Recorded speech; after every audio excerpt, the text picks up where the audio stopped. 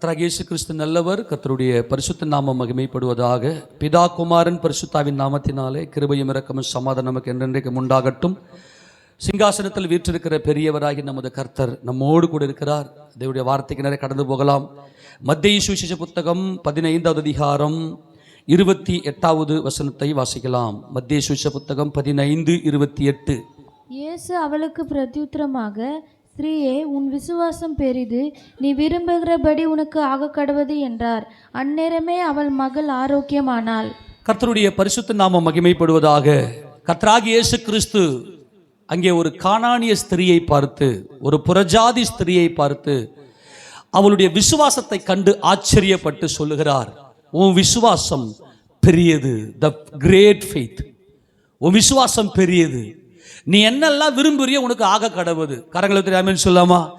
கர்த்தர் மேல விசுவாசம் வைத்திருக்கிற உங்களுக்கு, கர்த்தராகிய இயேசு கிறிஸ்துவை விசுவாசிக்கிற நீங்கள், அன்பான தேவ ஜனமே, நீங்க என்னென்னலாம் விரும்புறீங்களோ, எக்க கம்மி பண்ணு, நீ என்னென்னலாம் விரும்புறியோ அது எல்லாவற்றையும் தேவன் உங்களுக்கு வாய்க்க செய்வார். நீ விரும்புகிறபடியே உனக்கு ஆக கடவுது.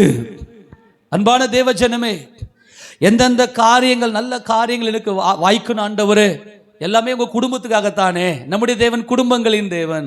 எத்தனை பேர் விசுவாசிக்கிறீங்க? அவர் குடும்பத்தை கட்டுகிற தேவன். அவர் யாக்கோபின் வல்லவர். அவர் இஸ்ரவேலின் தேவனா இருக்கிறார். நம்ம படுற பிரயாசம் யாருக்குங்க? நம்முடைய குடும்பத்தாருக்கு தானே, நம்முடைய அன்புக்குரியவர்கள் தானே. நம்முடைய தேவன் அன்புள்ள தேவன்.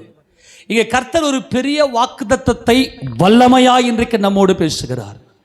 வல்லமையாய் சொல்லுகிறார், உன் விசுவாசம் பெரிது.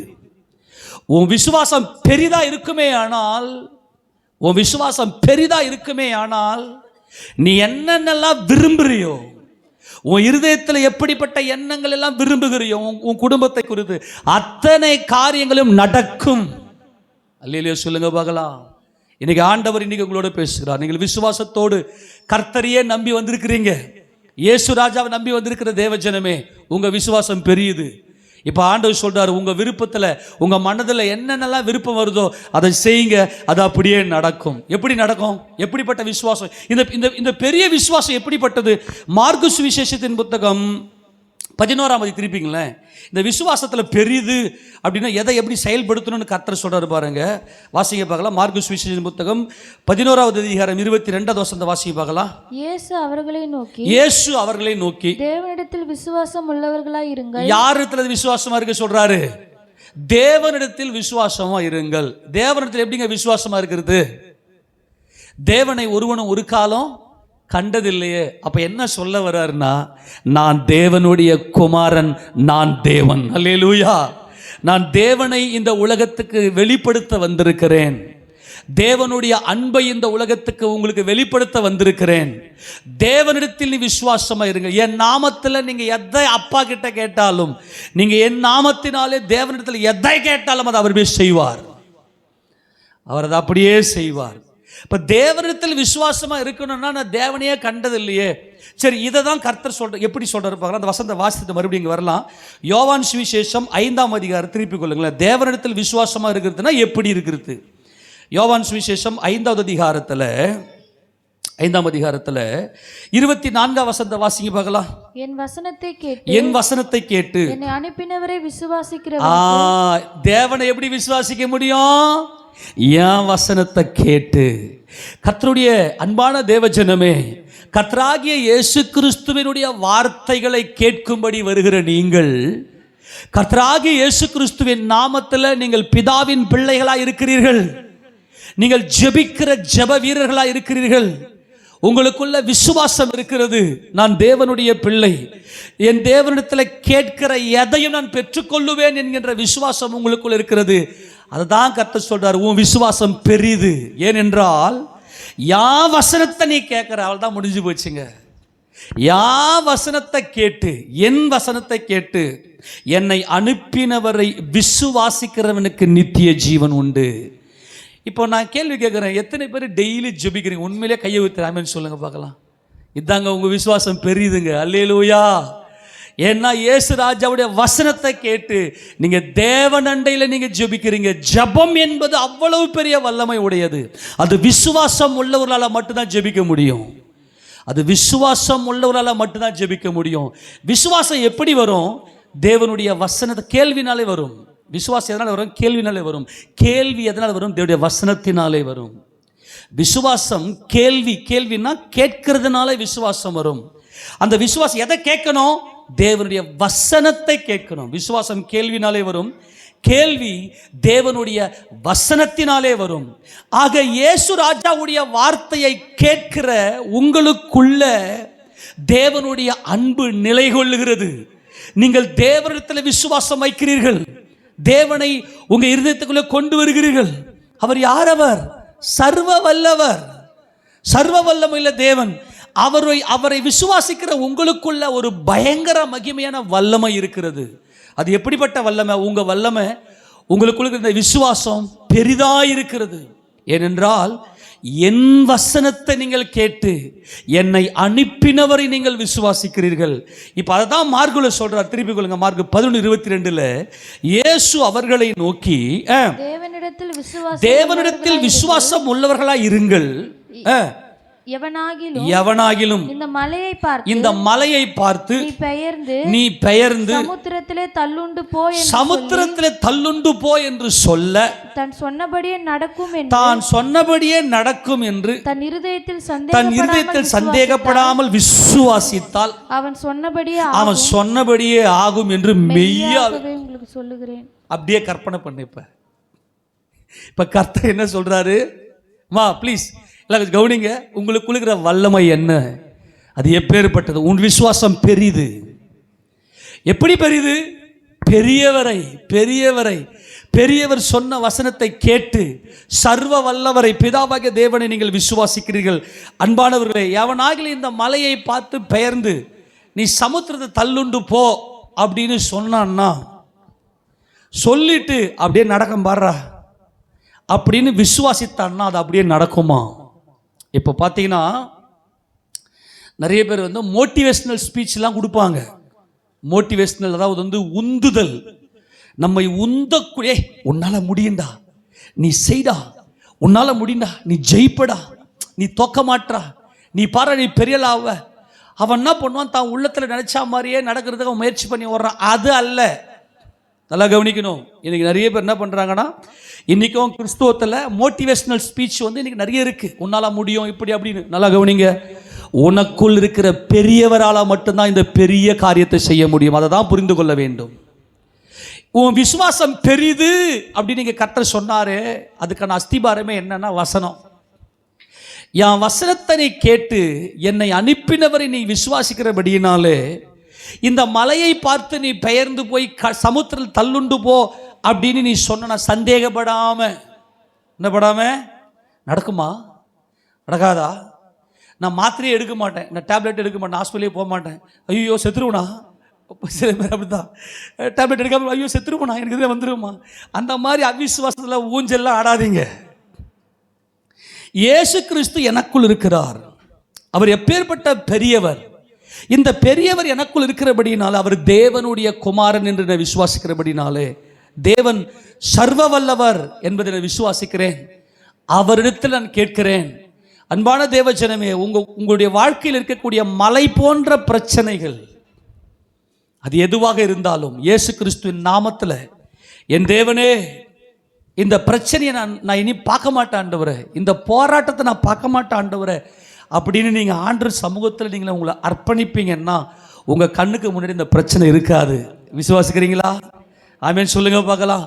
உங்கள் விசுவாசம் பெரிது என்று கர்த்தர் சொல்லுகிறார். அது மாத்திரமல்ல, நல்ல கவனிங்க, 24 தொடர்ந்து வாசிங்களேன். அதனால் நீங்கள் ஜெபம் பண்ணும் போது எவைகளை கேட்டுக்கொள்வீர்களோ அவைகளை பெற்றுக்கொள்வோம் என்று விசுவாசியுங்கள், அப்பொழுது அவைகள் உங்களுக்கு உண்டாகும். நல்ல கவனிங்க, இந்த விசுவாசத்துடைய ரகசியத்தை என்ன, நீங்கள் எப்படின்னாக்கா விசுவாச ரகசியத்தை நீங்கள் எப்படி பயிற்சி எடுக்கணும் அப்படின்னாக்கா, தேவன் உங்கள் கண் முன்னாடி இருக்கிறார். அவர் அன்புள்ளவர், அவர் இரக்கமுள்ளவர், அவர் அன்பே உருவாய் இருக்கிறவர். தம்முடைய ஒரே பேரான குமாரனாகி இயேசு கிறிஸ்துவையே நமக்காக ஒப்பு கொடுத்த மகிமையின் தேவன் அவர். அவர் அன்பே உருவாய் இருக்கிறவர். நான் அப்பா கிட்ட கேட்குறேன், நீங்கள் என்ன செய்யணும்னா, உங்களுக்கு என்ன தேவையோ அதை அப்படியே இயேசு கிறிஸ்துவுக்குள்ள அப்படியே நீங்க திடமனதாய் நீங்க தேவ சமூகத்தில் வச்சு அப்படியே அந்த காட்சியை பாருங்க. உங்களுக்கு என்ன தேவையோ அதை இயேசு கிறிஸ்துவின் நாமத்தில் தேவ சமூகத்தில் போய் நின்று உங்களுக்கு அது என்ன தேவை அதை அப்படியே கற்பனை பண்ணுங்க. அதுக்கு என்ன தேவைன்னா வசன பயிற்சி. அதுக்கு என்ன தேவைன்னா வசன பயிற்சி. அதை தான் நம்ம இன்னைக்கு பார்க்க போகிறோம். அதுக்கு எப்படி இந்த விசுவாசம் வரும்னா கேள்வினால வரை கேள்வி தேவனுடைய வசனத்தில். அந்த வசனத்தை வாசிக்க பார்க்கலாம். இப்போ ஆண்டவர் சொல்றீங்க அப்படியே நீ உண்டாகும் அதை பாருன்றாரு. அவருங்க நல்லா கவனிங்க. உங்களுக்கு என்ன தேவையோ அதை பாருங்க, உங்களுடைய சூழ்நிலையை பார்க்காதீங்கன்றாரு. கவனிங்க, உங்க சூழ்நிலையை பார்க்காதீங்க. சூழ்நிலையை பார்த்தா நடக்கிற மாதிரி ஒரே ஒரு டிராப் கூட வாய்ப்பு இருக்காது. நீ அதை பார்க்காத. விசுவாசத்தில் உனக்கு என்ன தேவையோ அதை பார். நீ தேவனை பார்த்துட்டு நான் உனக்கு என்ன தேவையோ அதை நீ பார்த்துருவ. அது அப்படியே உண்டாகும், அது அப்படியே நடக்கும். பாருங்க நல்லா கவனிங்க. இப்போ கர்த்தர் என்ன ஆர்டர் கொடுத்தா தெரியுமா? அம்மா ஸ்திரியே, உன் விசுவாசம் பெரிது, உன் விருப்பத்தின்படி. அதாங்க முக்கியம். யாருக்கெல்லாம் பெரிய விசுவாசம் இருக்கிறதோ அவர்களுக்கெல்லாம் உன் மனதில் என்ன விரும்புகிறாங்களோ அது அப்படியே நடக்கும். யாருக்கெல்லாம் பெரிய ஏதோ கொஞ்சம் விசுவாசம் இருக்குதா, அது எப்படி நடக்கணும்னா நீ உட்காந்து முட்டி மோதின்னு போராடி நடக்கணும். ஆனால் யாருக்கெல்லாம் பெரிய விசுவாசம் இருக்கிறதோ மன விருப்பம், ஏன்னா மனதில் அதை ஃபோக்கஸ் பண்ணிட்டாங்க, அந்த காட்சியை பார்த்துட்டாங்க, அந்த ஆசீர்வாதத்தை அந்த சந்தோஷத்தை கண்டுட்டாங்க. உன் சந்தோஷத்தை தேவன் குலைப்பாரா? என் பிள்ளைங்க எப்போதுமே சந்தோஷமா இருக்க வேண்டும் என்பது தான் என் தேவனுடைய அன்பு. அவருடைய அன்பு மாறாத இருக்கிறது. அதை முதல்ல உங்க கண்ணில் கொண்டு வாங்க. இன்னைக்கு நிறைய கிறிஸ்தவர்கள் எப்படி இருக்கிறாங்கன்னா போராடி நிற்கிறீங்க. தயவுசெய்து சொல்றேன், போராடாதீங்க. நீ கற்பனையில் பாரு, அப்படி நடக்கும். நீ பாருங்க, அது எப்படி பயிற்சி எடுக்க தெரியுமா? அதை வாசிங்க. அந்த வசனத்தை 1 கொரிந்தியர் 10ஆம் அதிகாரத்தில் அந்த இந்த விசுவாசம் எப்படி நமக்கு வெளிப்படும் அப்படின்னா வசந்தா வெளிப்படும் இல்லையா? சாரி ரோமர் 10ஆம் அதிகாரம் திருப்பி கொள்ளுங்க. விசுவாசம் கேள்வினாலே வரும். 17 வசனம். ரோமர் 10:17 வாசிங்க. ஆதலால் விசுவாசம் கேள்வினாலே வரும், கேள்வி தேவனுடைய வசனம். நல்லா கவனிங்க. தேவனுடைய வசனத்தை கேட்கிற தேவ ஜனமே, நீங்க கேட்கிறவர்கள், உங்களுடைய செவிகள் விருத்த சேதனம் அடைந்திருக்கிறது. தேவனுடைய வசனத்தை கேட்கிற தேவ ஜனமே, உங்களுடைய வாழ்க்கையில கர்த்தர் விசுவாசத்தை வர்த்திக்க செய்கிறார். இந்த விசுவாசம் உள்ளவன் எல்லா ஆசீர்வாதங்களையும் பார்க்கிறான், கண்ணில் பார்க்கிறான். ஏனென்றால் இவன் தேவனை பார்த்து விட்டான். தேவன் என் அப்பா, அவர் என் அன்புக்குரியவர், என் அன்பின் தேவன் அவர், அவருடைய பிள்ளை நான். இயேசு கிறிஸ்துவின் நாமத்தில் எனக்கு எல்லாமே ஆகும் என்கின்ற ஒரு பெரிய ஜெயத்தில் அவன் இருக்கிறான். உன்னால முடியாது, இதை நீ செய்ய மாட்ட, உனக்கு தடை, இதெல்லாம் சத்துரு கொண்டு வரது, இதெல்லாம் மாம்சத்தினால் உண்டான பொல்லாத காரியங்கள். அப்போ இந்த வேத வசனத்தை நீங்க கேட்க கேட்க உங்களுக்கு என்ன ஆகும்னா அந்த விசுவாசம் மைனுக்குள்ள வந்துடும். சரி, இப்போ நல்லா கவனிங்க.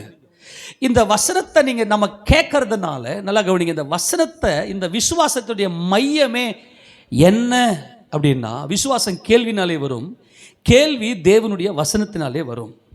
நீங்க வசனத்தை கேட்குறீங்க, வசனத்தை தியானிக்கிறீங்க, இதனுடைய மையமே என்னன்னா கர்த்தரை விசுவாசிப்பது. இப்போ நான் சொல்லிட்டேன், சில பேருக்கு மோட்டிவேஷனல் இருப்பான், உந்தி தள்ளுவாங்க. உன்னால முடியும்டா, நீ இதை செய்டா, நீ சாதித்து காட்டுறா அப்படிலாம் சொல்லுவாங்களே. அதெல்லாம் ஓடி போகிறான், சக்ஸஸாக இருக்கிற மாதிரி தெரியும். அவனுக்கு நித்திய ஜீவனே இல்லாமல் அவன் பாதியில் எல்லாத்தையும் அழிஞ்சு உக்காந்துருவான். நல்லா கவனிக்கணும். வசனத்தினுடைய மையமே என்னன்னா விசுவாசம்.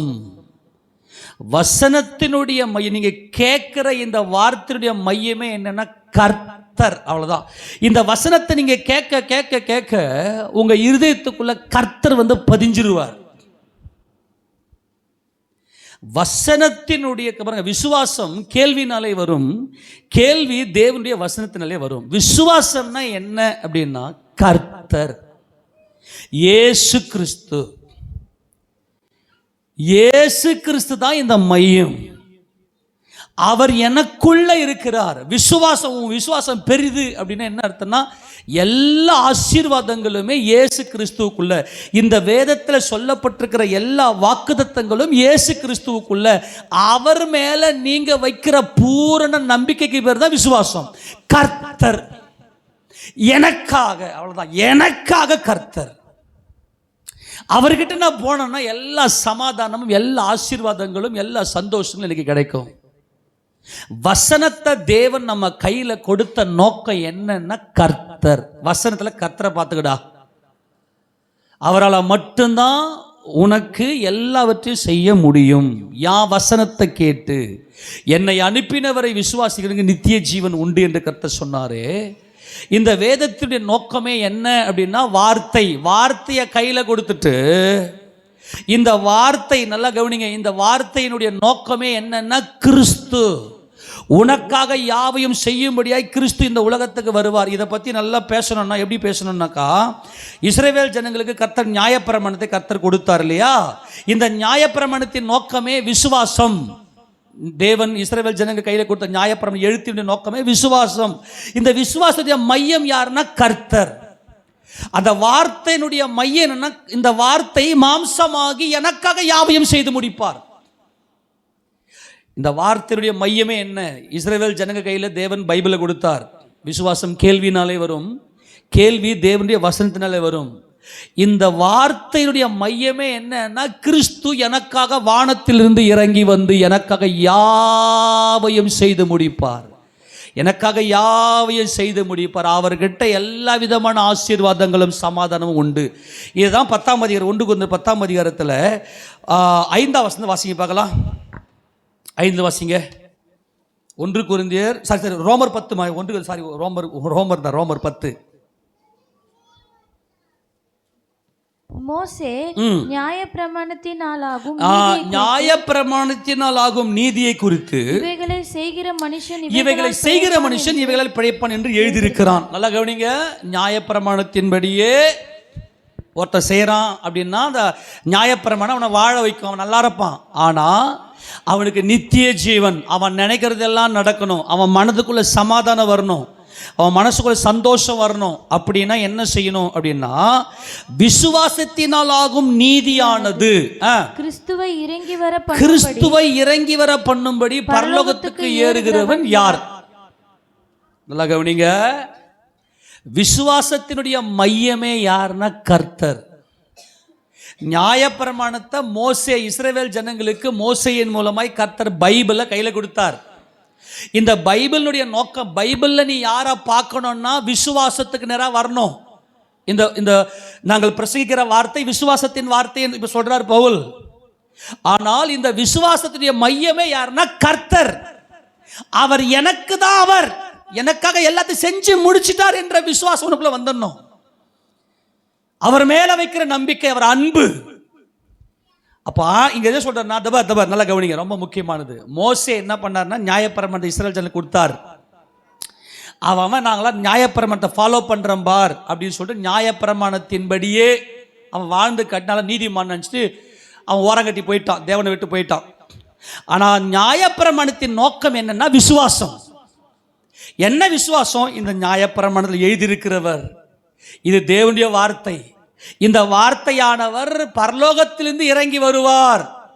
டேய் வேதத்தை வாசிக்கிறவனே, பைபிளை வாசிக்கிறவனே, பரலோகத்திலிருந்து கிறிஸ்துவ இறங்கி வர பண்ணுகிறவன் யாருன்னு கேட்காத. நீ உன் கையில் இருக்கிற பைபிள் என்ன சொல்லுதுன்னா, கிறிஸ்துவை இறங்கி வர பண்ணி இருக்கிறது.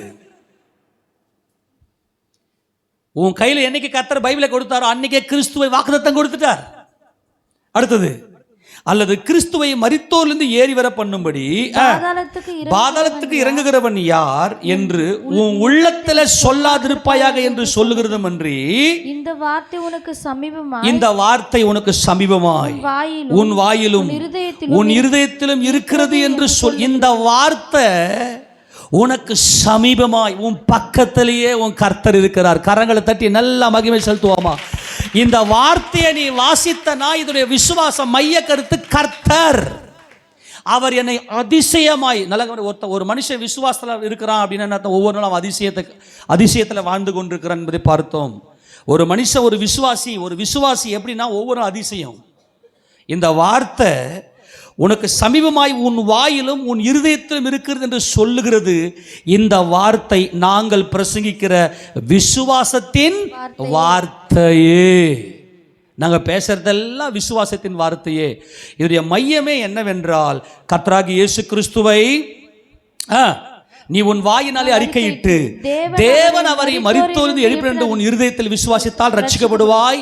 நீதி உண்டாக இருதயத்தில் விசுவாசிக்கப்படும், ரட்சிப்பு உண்டாக வாயிலே அறிக்கை பண்ணப்படும். நல்ல கவனிங்க, யாரை பார்த்து கர்த்தர் உன் விசுவாசம் பெரிதுன்னு சொன்னார் தெரியுமா?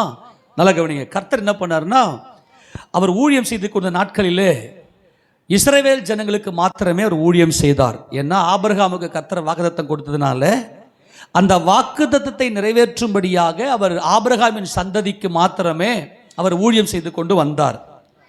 புறஜாதிகளுக்கு எல்லாம் அவர் போகலை. ஏன்னா தேவனுடைய வாக்குத்தத்தம், அவர் மரித்து உயிர் தந்த பிற்பாடு முழு உலகத்துக்கும் உலக இரட்சகராக கர்த்தர் இருக்கிறார்.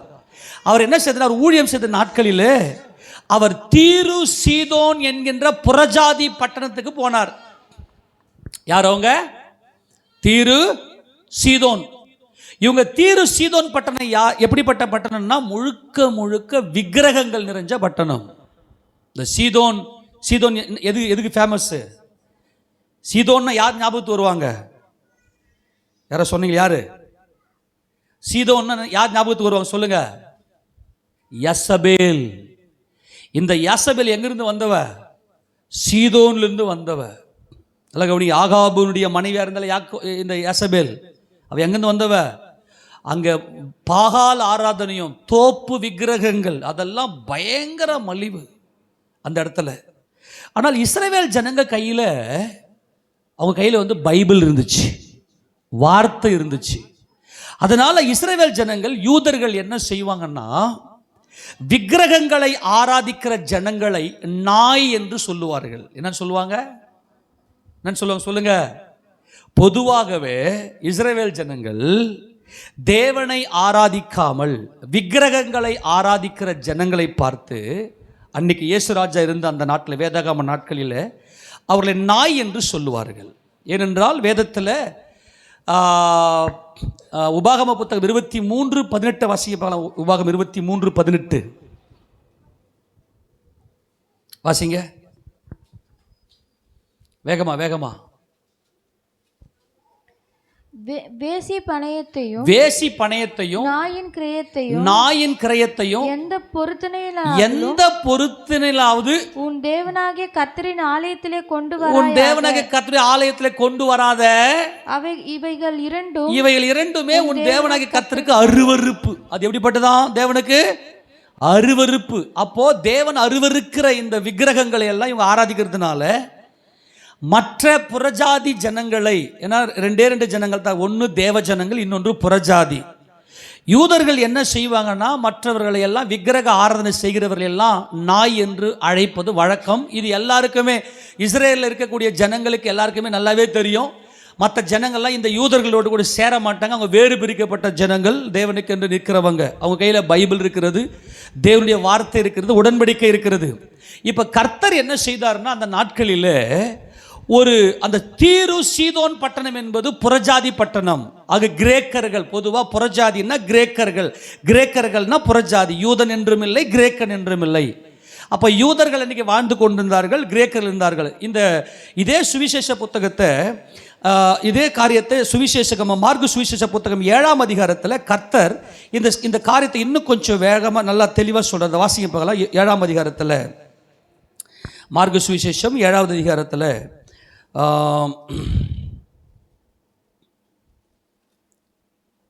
எங்கிருந்து 24 வாசிப்பாங்களா?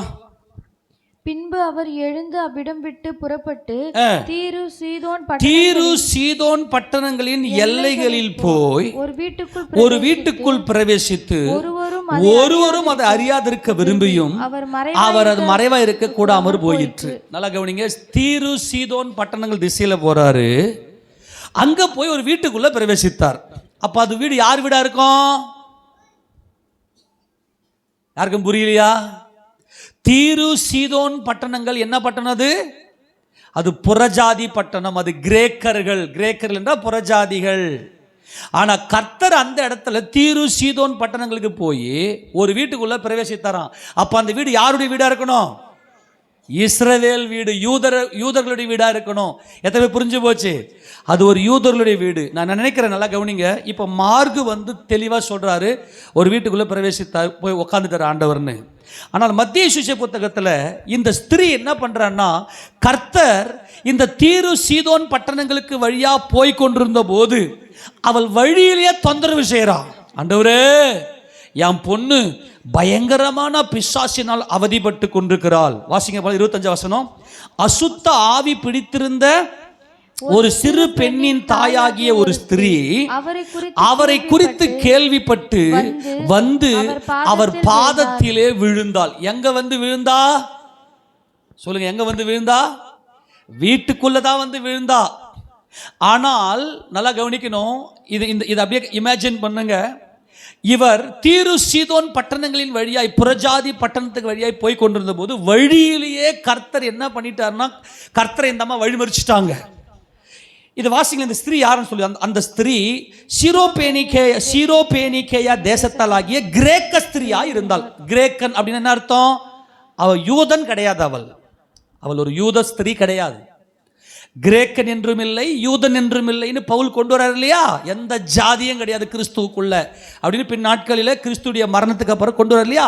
இவள் கிரேக்க ஸ்திரீ அப்படின்னா என்ன அர்த்தம்னா, இவர் இஸ்ரவேல், இவ கையில பைபிள் கிடையாது, உடன்படிக்கை கிடையாது. ஆனால் கர்த்தர் வந்தது யாருக்காக? அவங்க கையில வசனம் இருக்கு. அந்த வார்த்தை தான் மாம்சமாகி வந்திருக்கிறது. கரங்கள் திராமன் சொல்லுங்களேன். உங்க கையில் இருக்கிற பைபிளுடைய நோக்கமே கிறிஸ்து இயேசு, அவர்தான் எல்லாம். அங்க பாருங்க, அவள் தன் மகளை பிடித்திருந்த பிசாசை துரத்திவிட வேண்டும் என்று அவரை வேண்டிக் கொண்டாள். நல்லா கவனி. இப்போ மத்திய எழுத்து வாசிக்க பார்க்கலாம். மத்திய சுவிசேஷம் 15ஆம் அதிகாரத்தில் எங்கிருந்து வாசிக்கணும்? 22 வாசி பார்க்கலாம். மத்திய 15 22 21 வாசி. பின்பு இயேசு அவ்விடம் விட்டு புறப்பட்டு தீரு சீதோன் பட்டணங்களின் திசைகளுக்கு போனார். அப்பொழுது அந்த திசைகளில் குடியிருந்த கானானிய ஸ்திரீ ஒருத்தி அவரிடத்தில், இவர் வந்து கானானிய ஸ்திரீன்னு சொல்றாரு. இது என்ன? நல்லா கவனிக்கணும். மத்தேயு எழுதும்போது யூதர்களுடைய கண்ணோட்டத்தில் எழுதுறார். அந்த தேசமே என்ன தேசம்? கானான் தேசம், பாலும் தேனும் ஓடுகிற கானான் தேசம். அவர் வந்து பாரம்பரியத்தின்படி, வழக்கத்தின்படி, யூத கல்ச்சரின்படி எழுதுறார். கானானிய ஸ்திரீ அப்படின்னா அவர் ரட்சிக்கப்படாதவர், தேவனை அறியாதவள். ஆனா மார்க்கு இங்க புதிய ஏற்பாட்டு வழக்கத்தின்படி கிரேக்க ஸ்திரீன்னு சொல்றாரு. புரிஞ்சு வச்சா? அவள் ஒரு புறஜாதி. ஆக மொத்தத்துல ரெண்டு சுவிசேஷகர்களும் என்ன மென்ஷன் பண்றாங்கன்னா, வந்தவ தேவனை அறியாதவள், விக்கிரகங்களை ஆராதிக்கிறவள். விக்கிரகங்களை ஆராதிக்கிறவர்களை யூதர்கள் என்னன்னு சொல்லுவாங்க? நாயின்னுவாங்க. ஏன்னா அவங்களுக்கு வழக்கம் இருக்கிறது. ஏன்னா ஜீவனுள்ள தேவன் ஒரே தேவன், வேறொரு தெய்வம் கிடையாது. என்னையன்றி உனக்கு வேற தேவர்கள். தேவன் கொடுத்த பிரமாணம் என்ன? உன்னை எகிப்திலிருந்து புறப்பட பண்ணின உன் தேவனாகிய கர்த்தர் நானே. என்னையன்றி உனக்கு வேற தேவர்கள் உண்டாயிருக்க வேண்டாம். அந்த பிரமாணத்தை வாசிங்க பார்க்கலாம். யாத்திராகமம் 20ஆம் அதிகாரம் 1 வாசி. யாத்திராகமம் 20:1 வாசி. தேவன் பேசி சொல்லிய சகல வார்த்தைகள் ஆவன, உன்னை அடிமைதட வீடானாகிய எகிப்து தேசத்திலிருந்து புறப்பட பண்ணின உன் தேவனாகிய கர்த்தர் நானே. என்னையன்றி உனக்கு வேறே தேவர்கள் உண்டாயிருக்க வேண்டாம். மேலே வானத்திலும் பூமியிலும் பூமியின் கீழ் தண்ணீரிலும் உண்டாயிருக்கிறவைகளுக்கு ஒப்பான ஒரு சொரூபத்தை ஆகிய நான் தான் எல்லாத்தையும் உண்டாக்கினேன். அது மாதிரியே ஒரு சொரூபத்தை உண்டாக்காத. மனுஷனை உண்டாக்குறது யாரு? கர்த்தர் சொல்றாரு. மனுஷனை உண்டாக்குறது யாரு? நான் உண்டாக்குனேன். அப்ப மனுஷ சாயல்ல ஒரு சொரூபத்தை உண்டாக்காத. அல்லேலூயா. இதுதான் இஸ்ரவேலுக்கு தேவன் கொடுத்த பிரமாணம். அதனால இவங்க என்ன பண்ணுவாங்கன்னா, இவங்கெல்லாம் தேவனுக்கு உட்படலை, இவங்கெல்லாம் நாய்கள். அது வந்து நாய் என்ன பண்ணுவாங்க? துரத்தி அடிச்சிருவாங்க. நல்லா கவனிங்க. அப்போ இவங்க கூட வந்து எந்த ஒரு தொடர்பும் வச்சுக்க மாட்டாங்க. இப்போ இந்த ஸ்திரீ என்ன செய்கிறா? இந்த கானானிய ஸ்திரீ என்று சொன்னால் இவள் தேவனுடைய பிரமாணத்துக்கு உட்படாதவள். பயங்கர ஆச்சரியமானவள் இவள். கொஞ்சம் யோசித்து பாருங்க. அவள் வந்து, ஆண்டவரே நல்லா கவனிக்கணும். வாசி 22 வசனம் வாசி 15-22. அப்பொழுது அந்த திசைகளில் குடியிருக்கிற அந்த திசைகளில் நல்லா தீரு சீதோன் திசைகளில் குடியிருக்கிற ஒரு கானானிய ஸ்திரீ ஒருத்தி அவரிடத்தில் வந்து, ஆண்டவரே தாவீதின் குமாரனே, கரங்களை உயர்த்தி எல்லாம் ஒரு ஆமென் சொல்லுங்க பார்க்கலாம். தாவீதின் குமாரனே என்றால் என்ன அர்த்தம்னா, அன்னைக்கு வரைக்கும் அவங்களுக்கு மல்கியா புத்தகம் வரைக்கும் 24 புத்தகங்கள் அவங்க கையில் இருக்கு. தனாக் 24 புத்தகம் மொத்தம் அவங்களுக்கு, யூதர்களுக்கு. நல்லா கவனிங்க, மறுபடியும் சொல்றேன். யூதர்களுக்கு மொத்தம் எத்தனை புத்தகம்? 24 புத்தகம். எப்பாடே, இந்த வார்த்தையினுடைய ரகசியமே விசுவாசம். விசுவாசத்தினுடைய மையமே கிறிஸ்து. உனக்காக யாவையும் செய்து முடிக்கும்படியாய் தாவீதின் சந்ததியிலே தேவனால் வாக்குத்தத்தம் பண்ணப்பட்ட மேசியா வருவார். அவருக்குள்ளதான் சகல ஆசீர்வாதங்களும் உனக்கு இருக்கிறது என்பது தாவீதின் குமாரனே என்பது மேசியாவே. தேவனால் வாக்குத்தத்தம் பண்ணப்பட்டவரே, தேவனால் அனுப்பப்பட்டவரே. அன்னைக்கு கர்த்தர் காணாமல் போன இஸ்ரவேல் வீட்டார் அவர் தெருவாக பட்டணமாக போய், நான் மேசியா வந்திருக்கிறேன், உன் கையில் இருக்கிற பைபிள் நான் தான், உன்னுடைய விசுவாசத்துடைய மையமே நான் தான். ஆபிரகாமின் சந்ததியே, ஆபிரகாமுக்கு தேவன் வார்த்தையை கொடுத்தார், அந்த வார்த்தையுடைய மையமே நான் தான். நல்லா கவனிங்க, ஆபிரகாம் தான் விசுவாசத்தில் வல்லவர், விசுவாச வீரன், விசுவாசத்தினுடைய துவக்கம் அவர்தான். ஆபிரகாமுக்கு எது நீதியாக எண்ணப்பட்டது என்றால், ஆபிரகாம் கர்த்தரை விசுவாசித்தான், அதை அவர் அவனுக்கு நீதியாக எண்ணினார். அந்த வசனத்தை வாசிங்க. ஆதியாகமம் 15:6. அதிகம் 15 வேகமா வாசி.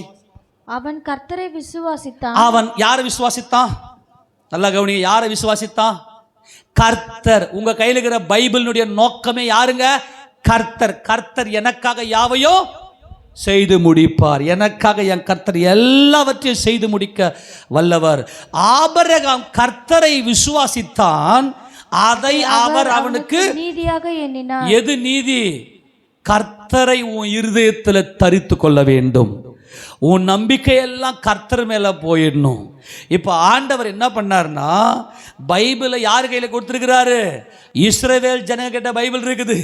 உன் கையில் இருக்கிற அந்த பைபிள் நான் தான், உனக்காக யாவையும் செய்து முடிக்கும்படி வந்திருக்கிறேன். இயேசு கிறிஸ்துவே அப்படின்னு நீ என்னை நோக்கி கூப்பிட்டனா எல்லா விதமான அற்புதங்களும் வாழ்க்கையில் நடக்கும். அதுதான் ரகசியமே.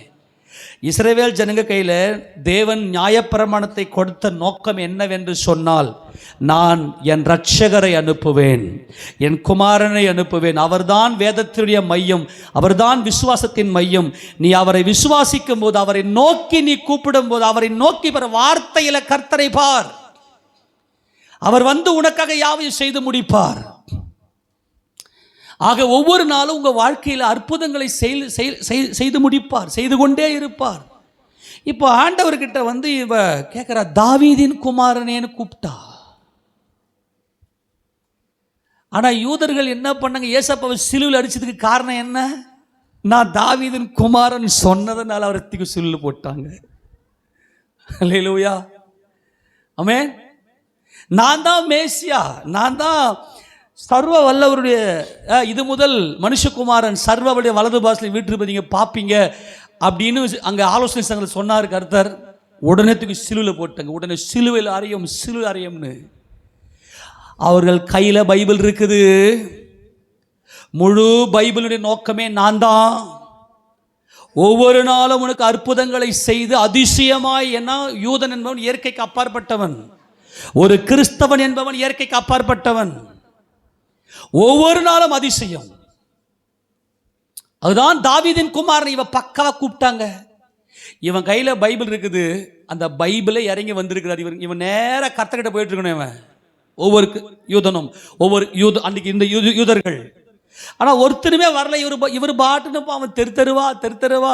அவர் போல் பேசிட நாவு இல்லை, அவர் போல் அலைந்திட கால்கள் இல்லை. ஆமேனா? அவர் போல அலையிறதுக்கு யாருக்குமே கால் இல்லை. அந்த மாதிரி பட்டணமாய் கிராமம் தாவீதின் குமாரன் வந்திருக்கிறேன் என்று சொல்லி அவர் நிற்கிறார். ஒருத்தனும் விசுவாசிக்கல. அவ்வளவு இதய கடினம். கர்த்தருடைய நோக்கமே என்னன்னா, இந்த ஜனங்கள் இயற்கைக்கு அப்பாற்பட்டவர்கள், தேவனை ஆராதிக்கிற ஜனங்கள், இந்த உலக வழக்கத்துக்கு நேராக போறவங்க அல்ல. இவங்க இயற்கைக்கு அப்பாற்பட்ட ஜனங்கள். ஒவ்வொரு நாளும் அதிசயத்தில் வாழ்ந்து கொண்டிருக்கிறவர்கள். நான் இதை மறுபடியும் உங்களுக்கு ஞாபகப்படுத்துகிறேன். நீங்கள் என்ன செய்யணும்னா கர்த்தரை விசுவாசிக்க வேண்டும். இந்த அற்புதங்கள் உங்கள் வாழ்க்கையில் நடக்கிற ஒவ்வொரு அதிசயத்தினுடைய தாற்பரிய நோக்கமே என்னவென்று சொன்னால் கர்த்தரை நீங்கள் விசுவாசியுங்கள். ஆண்டவர் மோசே கிட்ட சொன்னார், ஆண்டவர் மோசே, இந்த ஜனங்க கிட்ட நான் இவ்வளவு அற்புதம் பண்ணியும் இவங்க என்ன விசுவாசிக்கலையாடா? இந்த ஜனங்க கிட்ட நான் இவ்வளவு அற்புதம் செய்கிறேன். நான் மறுபடியும் சொல்கிறேன், விசுவாசத்துடைய மையமே கர்த்தர். அவரை நீங்கள் நோக்கி பார்த்துட்டீங்கன்னா உங்கள் மன விருப்பத்தின்படி என் கர்த்தர் எனக்காக யாவையும் செய்து முடித்தவர் என்ற அந்த விசுவாசத்துக்குள்ள உங்கள் மன விருப்பத்தை எல்லாம் கர்த்தர் நிறைவேற்றி முடிக்கிறார். அவர் மேலே நம்பிக்கை வையுங்கள் தேவஜனமே. அந்த வசந்த வாசனை ஆண்டு ரொம்ப வருத்தத்தோடு மோசே கிட்ட சொல்லுவார். என்னாகமம் 14ஆம் அதிகாரத்தில், என்னாகமம் 14ஆம் அதிகாரம் அந்த இடத்துல 11ஆம் வசந்த வாசியை பார்க்கலாம். 11.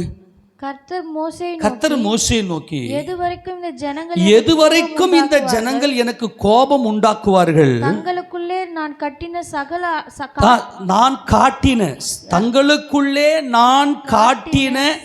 சகல அடையாளங்களையும் அவர்கள் கண்டும் எதுவரைக்கும் என்னை விசுவாசியாதிருப்பார்கள். எத்தனை பேர் என் வாழ்க்கையில கர்த்தர் அதிசயங்களை காட்டி இருக்கிறார்னு விசுவாசிக்கிறீங்க? எல்லாரும் ஆமென் சொல்லுங்க பார்க்கலாம். உங்க முழு மனதில் கர்த்தரை நோக்கி பாருங்கள். கர்த்தர் என்னை தேடி வந்தார், அவர் எனக்காக யாவையும் செய்து முடித்தார்.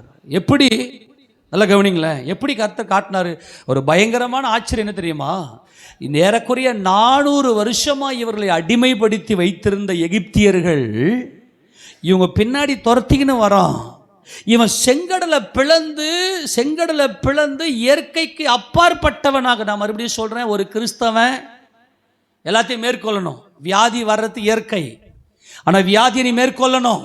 அது உன்னை துரத்தி கொண்டு வருதா, நீ மேற்கொள்ளணும். கடன் பிரச்சனையை நீ மேற்கொள்ளணும், குடும்பத்தில் பிரச்சனையை நீ மேற்கொள்ளணும். எல்லாவற்றையும் உன்னை துரத்தி கொண்டு, உன்னை துக்கப்படுத்தி கொண்டு, உன்னை அடிமைப்படுத்தி கொண்டு வந்த எல்லாவற்றையும் உன் தேவனுக்கு கர்த்தர் சங்காரம் பண்ணுகிறார். கரங்கள் தெரியாமல் சொல்லாமா? அவர் மேல நீங்க விசுவாசம் வையுங்கள். எப்படி? இந்த இஸ்ரவேல் ஜனங்களுடைய கண்களுக்கு முன்பதாக எகிப்தியர்கள் செத்து கிடந்தார்கள் செங்கடல்ல. எவ்வளவு ஆச்சரியம் இல்லையா? நல்லா கவனிங்க. ஏசப்பாவை ஏத்துக்கிறதுக்கு முன்னாடி எந்தெந்த காரியமெல்லாம் உங்களை துக்கப்படுத்துச்சோ, எந்தெந்த காரியெல்லாம் உங்களை வேதனைப்படுத்துச்சோ, அதெல்லாம் இன்னைக்கு நீங்க பார்க்குறீங்க. என்னடா இது, ஒரு காலத்தில் நம்ம எப்படி இருந்தோம், அதுக்கெல்லாம் நம்ம எவ்வளோ அடிமைப்பட்டு கிடந்தோம், நான் எவ்வளோ வேதனையோடு இருந்தேன், ஆனால் இன்னைக்கு எல்லாம் செத்து போய் இருக்குது. எத்தனை பேர் விசுவாசிக்கிறீங்க? இதை நீங்கள் கண்டும் அவரை விசுவாசியாமல் போனது என்ன? அந்த வசந்த வாசிகளை யாத்திராகம புத்தகம் 14ஆம் அதிகாரத்தில் இந்த எகிப்தியர்களை அவருடைய கண்களுக்கு முன்னாடி காட்டுவார் கர்த்தர். 30ஆம் வசந்த வாசியை பார்க்கலாம். இவ்விதமாய் கர்த்தர் அந்நாளிலே இஸ்ரவேலரை எகிப்தியரின் கைக்கு தப்புவித்து ரட்சித்தார். கரங்களை உயர்த்தலாம் சொல்லுங்க பார்க்கலாம். உலகத்துல எதெல்லாம் அவங்களை துன்பப்படுத்துச்சோ, எதெல்லாம் நீங்க பெருமூச்சு விட்டு கொண்டிருந்தீர்களோ, அவருடைய கைக்கு நம்மை ரட்சித்து இயற்கைக்கு அப்பாற்பட்ட அதிசயமாய் நமக்கு விளங்க செய்கிறவர் தான் நம்முடைய கர்த்தர்.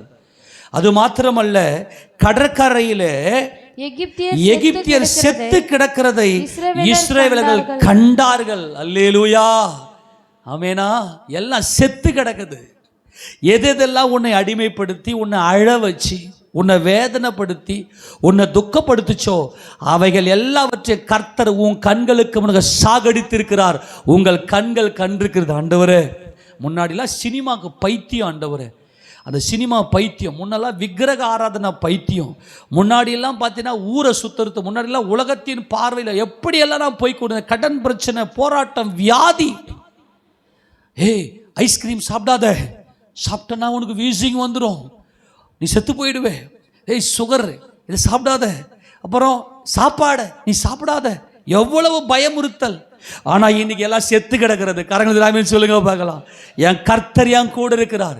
இந்த எகிப்தியர்கள் கண்டார்கள். ஆமென். முன்னாடி விக்கிரக ஆராதனை, இன்னைக்கு செத்து கிடக்குது. கையை தட்டி மகிமை செலுத்துங்க. அல்லேலூயா. அந்த அடிமை தனத்திலிருந்து என் தேவன் எனக்கு விடுதலை கொடுத்திருக்கிறார். ஆமென் சொல்லுங்க பார்க்கலாம். எல்லா விதமான அசுத்தத்திலிருந்து செத்து கிடக்கு, எல்லா பாவங்கள் செத்து கிடக்கிறது. அப்போது கர்த்தர் எகிப்தியரில் செய்த அந்த மகத்தான கிரியையை இஸ்ரவேலர்கள் கண்டார்கள்.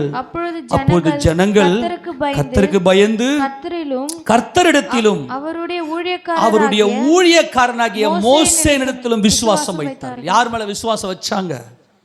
கர்த்தர் மேலேயே விசுவாசம் வச்சாங்க, மோசே மேலேயே விசுவாசம் வைத்தாங்க. அன்பான தேவஜனமே, அதுதான் தெசலோனிக்கே சபைக்கு எழுதும்போது உங்களை நடத்துகிற ஊழியக்காரனும் நீங்கள் அன்பாயிருங்க, ஐக்கியமாயிருங்கன்னு சொல்றாரு. விசுவாசம் இது ரெண்டுத்திலையும் பொருந்தும். நல்லா புரிந்து கொள்ளுங்க. முதல்ல நீங்க தேவனுடைய ஊழியக்காரர் கர்த்தராகிய இயேசு கிறிஸ்துவை விசுவாசிக்கும் போது தேவனால் நடத்தப்படுகிற ஊழியக்காரன் மேல உங்களை விசுவாசம் வைப்பீர்கள். இதுதான் மகிமையான காரியம். இவங்க இதை விசுவாசித்து வந்தாங்க. கர்த்தர் ஓரேபில் அங்கே சீனாய் மலையில் கர்த்தர் உடன்படிக்கை செய்து வார்த்தையை கொடுத்தார். என்னத்துக்கு? கர்த்தரிடத்தில் விசுவாசம் வையுங்கள்.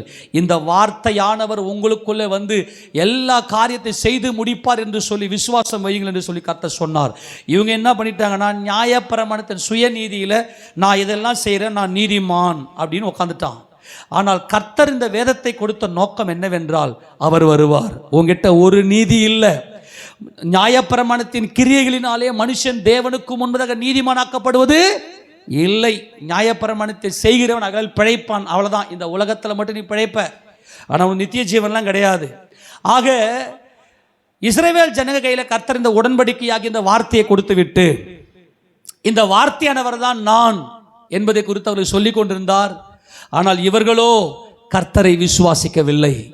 ஆனால் இவர் தீரு சீதோன் பட்டணங்களுக்கு போய் கொண்டிருக்கிறார். அப்படி போய் கொண்டிருந்த போது, தொடர்ந்து வாசிப்ப 15ஆம் அதிகாரத்தில் 22 மறுபடியும் வாசிங்க. அப்பொழுது அந்த திசைகளில் குடியிருக்கிற கானானிய ஸ்திரீ ஒருத்தி அவரிடத்தில் வந்து, ஆண்டவரே, தாவீதின் குமாரனே, எனக்கு இரங்கும் என்றால், என் மகள் பிசாசினால் கொடிய வேதனைப்படுகிறாள் என்று சொல்லி கூப்பிட்டாள். என் பிள்ளை பிசாசினால, சொல்லுங்க, என் பிள்ளை பிசாசினால கொடிய வேதனை, சாதாரண வேதனை அல்ல, கொடிய வேதனை. ஏன் இந்த பிள்ளைங்களுக்குள்ள பிசாசு இருக்கிறது? அன்பான தேவஜனமே, இந்த தாய்க்காய் நான் கர்த்தரை ஸ்தோத்தரிக்கிறேன். இந்த தாய்க்குள்ள என் பிள்ளை எந்த நிலைமையில் இருக்கிறாள் என்பதை அறிந்து கொள்ள முடிகிறது. என் பிள்ளைக்குள்ள வசனம் இல்லை, பிசாசு இருக்கு, அசுத்த ஆவி இருக்கு. என் பிள்ளை கொடிய வேதனைப்படுது. என்னது? அலைகழிக்கிறது. ஏனென்றால் இஸ்ரவேலின் தேவன், யாக்கோபின் வல்லவர், குடும்பத்தின் தேவன். அதில் தேவன் தம்முடைய ஜனங்களுக்கு பிரமாணத்தை கொடுத்திருக்கிறார். இஸ்ரவேலுடைய குடும்பம் பிரமாணத்துக்கு உட்பட்டிருக்கும். இன்றைக்கு பிள்ளைகள் அசுத்த ஆவியினால் பிடிக்கப்பட்டு கொடிய வேதனைப்படுகிறார்கள். அவங்களுக்கு இன்னைக்கு செல்போன் இல்லைன்னா ஒரு சின்ன பிள்ளை அந்த வேதனைப்படுது. அந்த அசுத்த ஆவி அந்த பிள்ளையை அழகழிக்குது. அந்த பிள்ளை வீட்டில் தங்குறது இல்லை. ஏனென்றால் இந்த பிள்ளை வழியருகே விதைக்கப்பட்ட பிள்ளை. வழியருகே விதையை விதைச்சா பிசாசு வசந்தை எடுத்து போட்டுறான். நல்லா கவனிங்க, உங்க பிள்ளைங்க ஒன்று அசுத்த ஆவியினால் பிடிக்கப்பட்டிருக்கணும், அப்படி இல்லைன்னா வசனத்தால் ஆட்கொள்ளப்பட்டிருக்கணும். இந்த தாய் ஒரு நல்ல தாய். உன் பிள்ளை இன்னைக்கு வசனத்தை உட்கார்ந்து வாசித்து யாக்கோபின் வல்லவருடைய அந்த மகிமைக்குள்ள பிரமாணத்துக்குள்ள உட்படுகிறதா? நல்லா கவனிங்க. யாக்கோபுடைய வீட்டை கட்டினவர் நமது கர்த்தர். ஏன்னா 4 சுவரை வச்சு வீட்டை கட்டுறாரு. 4 சுவர் என்பது சட்டதிட்டங்கள். உன் தகப்பனை உன் தாயை கனம் பண்ணுவாயாக, உன் தகப்பனுக்கும் தாய்க்கு பயந்துரு. உன் பிள்ளை கர்த்தருக்கு பயப்படுகிறதா? உன் வீட்டுக்குள்ள இருக்குதா அல்லது அலைகழிக்கிறதா? உன் பிள்ளையால வீட்டுக்குள்ள இருக்க முடியல. எல்லாம் கவனிங்க, உன் பிள்ளையால வீட்டுக்குள்ள இருக்க முடியல, வீட்டுக்குள்ள உட்காரவே முடியல. வரான், சாப்பிட்றான், ஊரை சுத்துறான், வரான், சாப்பிட்றான், காசு கேட்குறான், ஸ்கூலுக்கு போறேன்ட்டு போய் ஊரை சுத்துறான்.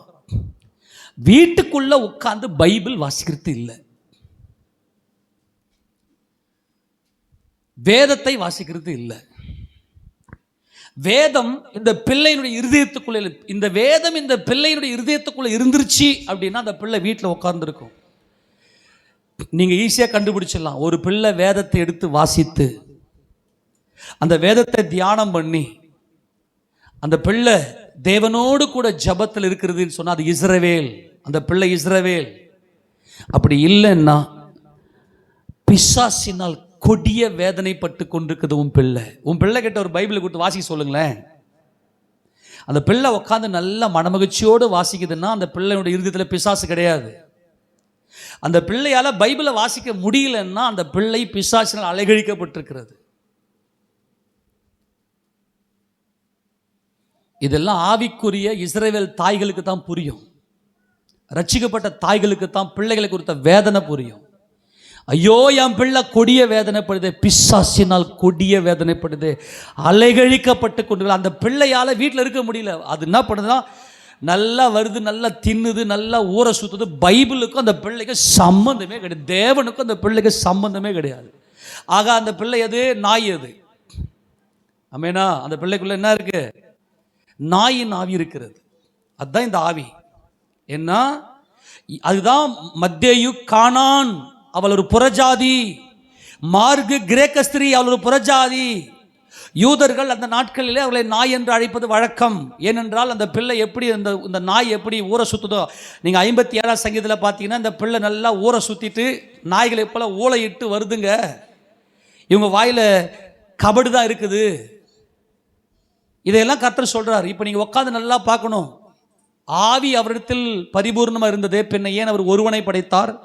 தேவ பக்தி உள்ள சந்ததியை பெறும். சந்ததி தேவ பக்தியா இருக்குதான்னு ஒரு அப்பா அம்மா பார்த்துக்கணும், உத்து பார்க்கணும். என் பிள்ளை பைபிள் வாசிக்குதா?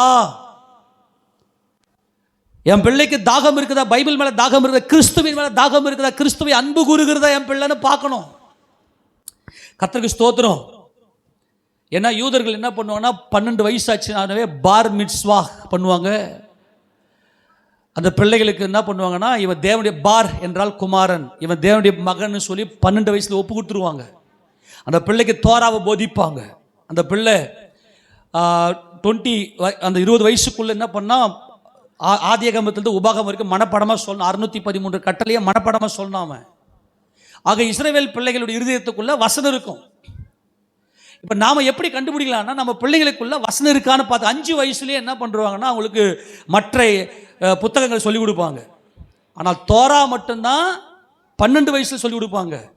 5 வயசு ஆகும்போதே அந்த பிள்ளைகளுக்கு ஹிஸ்ட்ரி புக்கு மற்ற புத்தகங்கள்லாம் சொல்லி கொடுத்துருவாங்க. மற்ற 19 புத்தகத்தை சொல்லி கொடுத்துருவாங்க. ஆனால் பார் மிட்ஸ்வா பண்ணும்போது, நியாயப்பிரமாணத்துக்கு ஒப்பு கொடுக்கும்போது அந்த பிள்ளைகளை என்ன பண்ணுவாங்கன்னா 12 வயசில் ஒப்பு கொடுத்துருவாங்க. ஆனால் இந்த தாயினுடைய பிள்ளை இவள் ஒரு புறஜாதி, இவளுக்குள்ள பிசாசு இருக்கு, கொடிய வேதனைப்படுது, அலைகழிப்பு. கவனிங்க, உங்களுடைய பிள்ளைகளுடைய ஆக்டிவிட்டிஸை கொஞ்சம் கவனிங்க. இந்த பிள்ளை காலையில் எழுந்து ஜெபிக்கிற வழக்கம் இருக்கான்னு பாரு. இந்த பிள்ளை காலையில் எழுந்து தேவனுடைய சமூகத்துக்கு போகுதா அப்படின்னு பாரு. இந்த இஸ்ரவேல் ஜனங்கள் தேவனை நோக்கி கூப்பிடுகிற ஒரு ஜனங்கள்.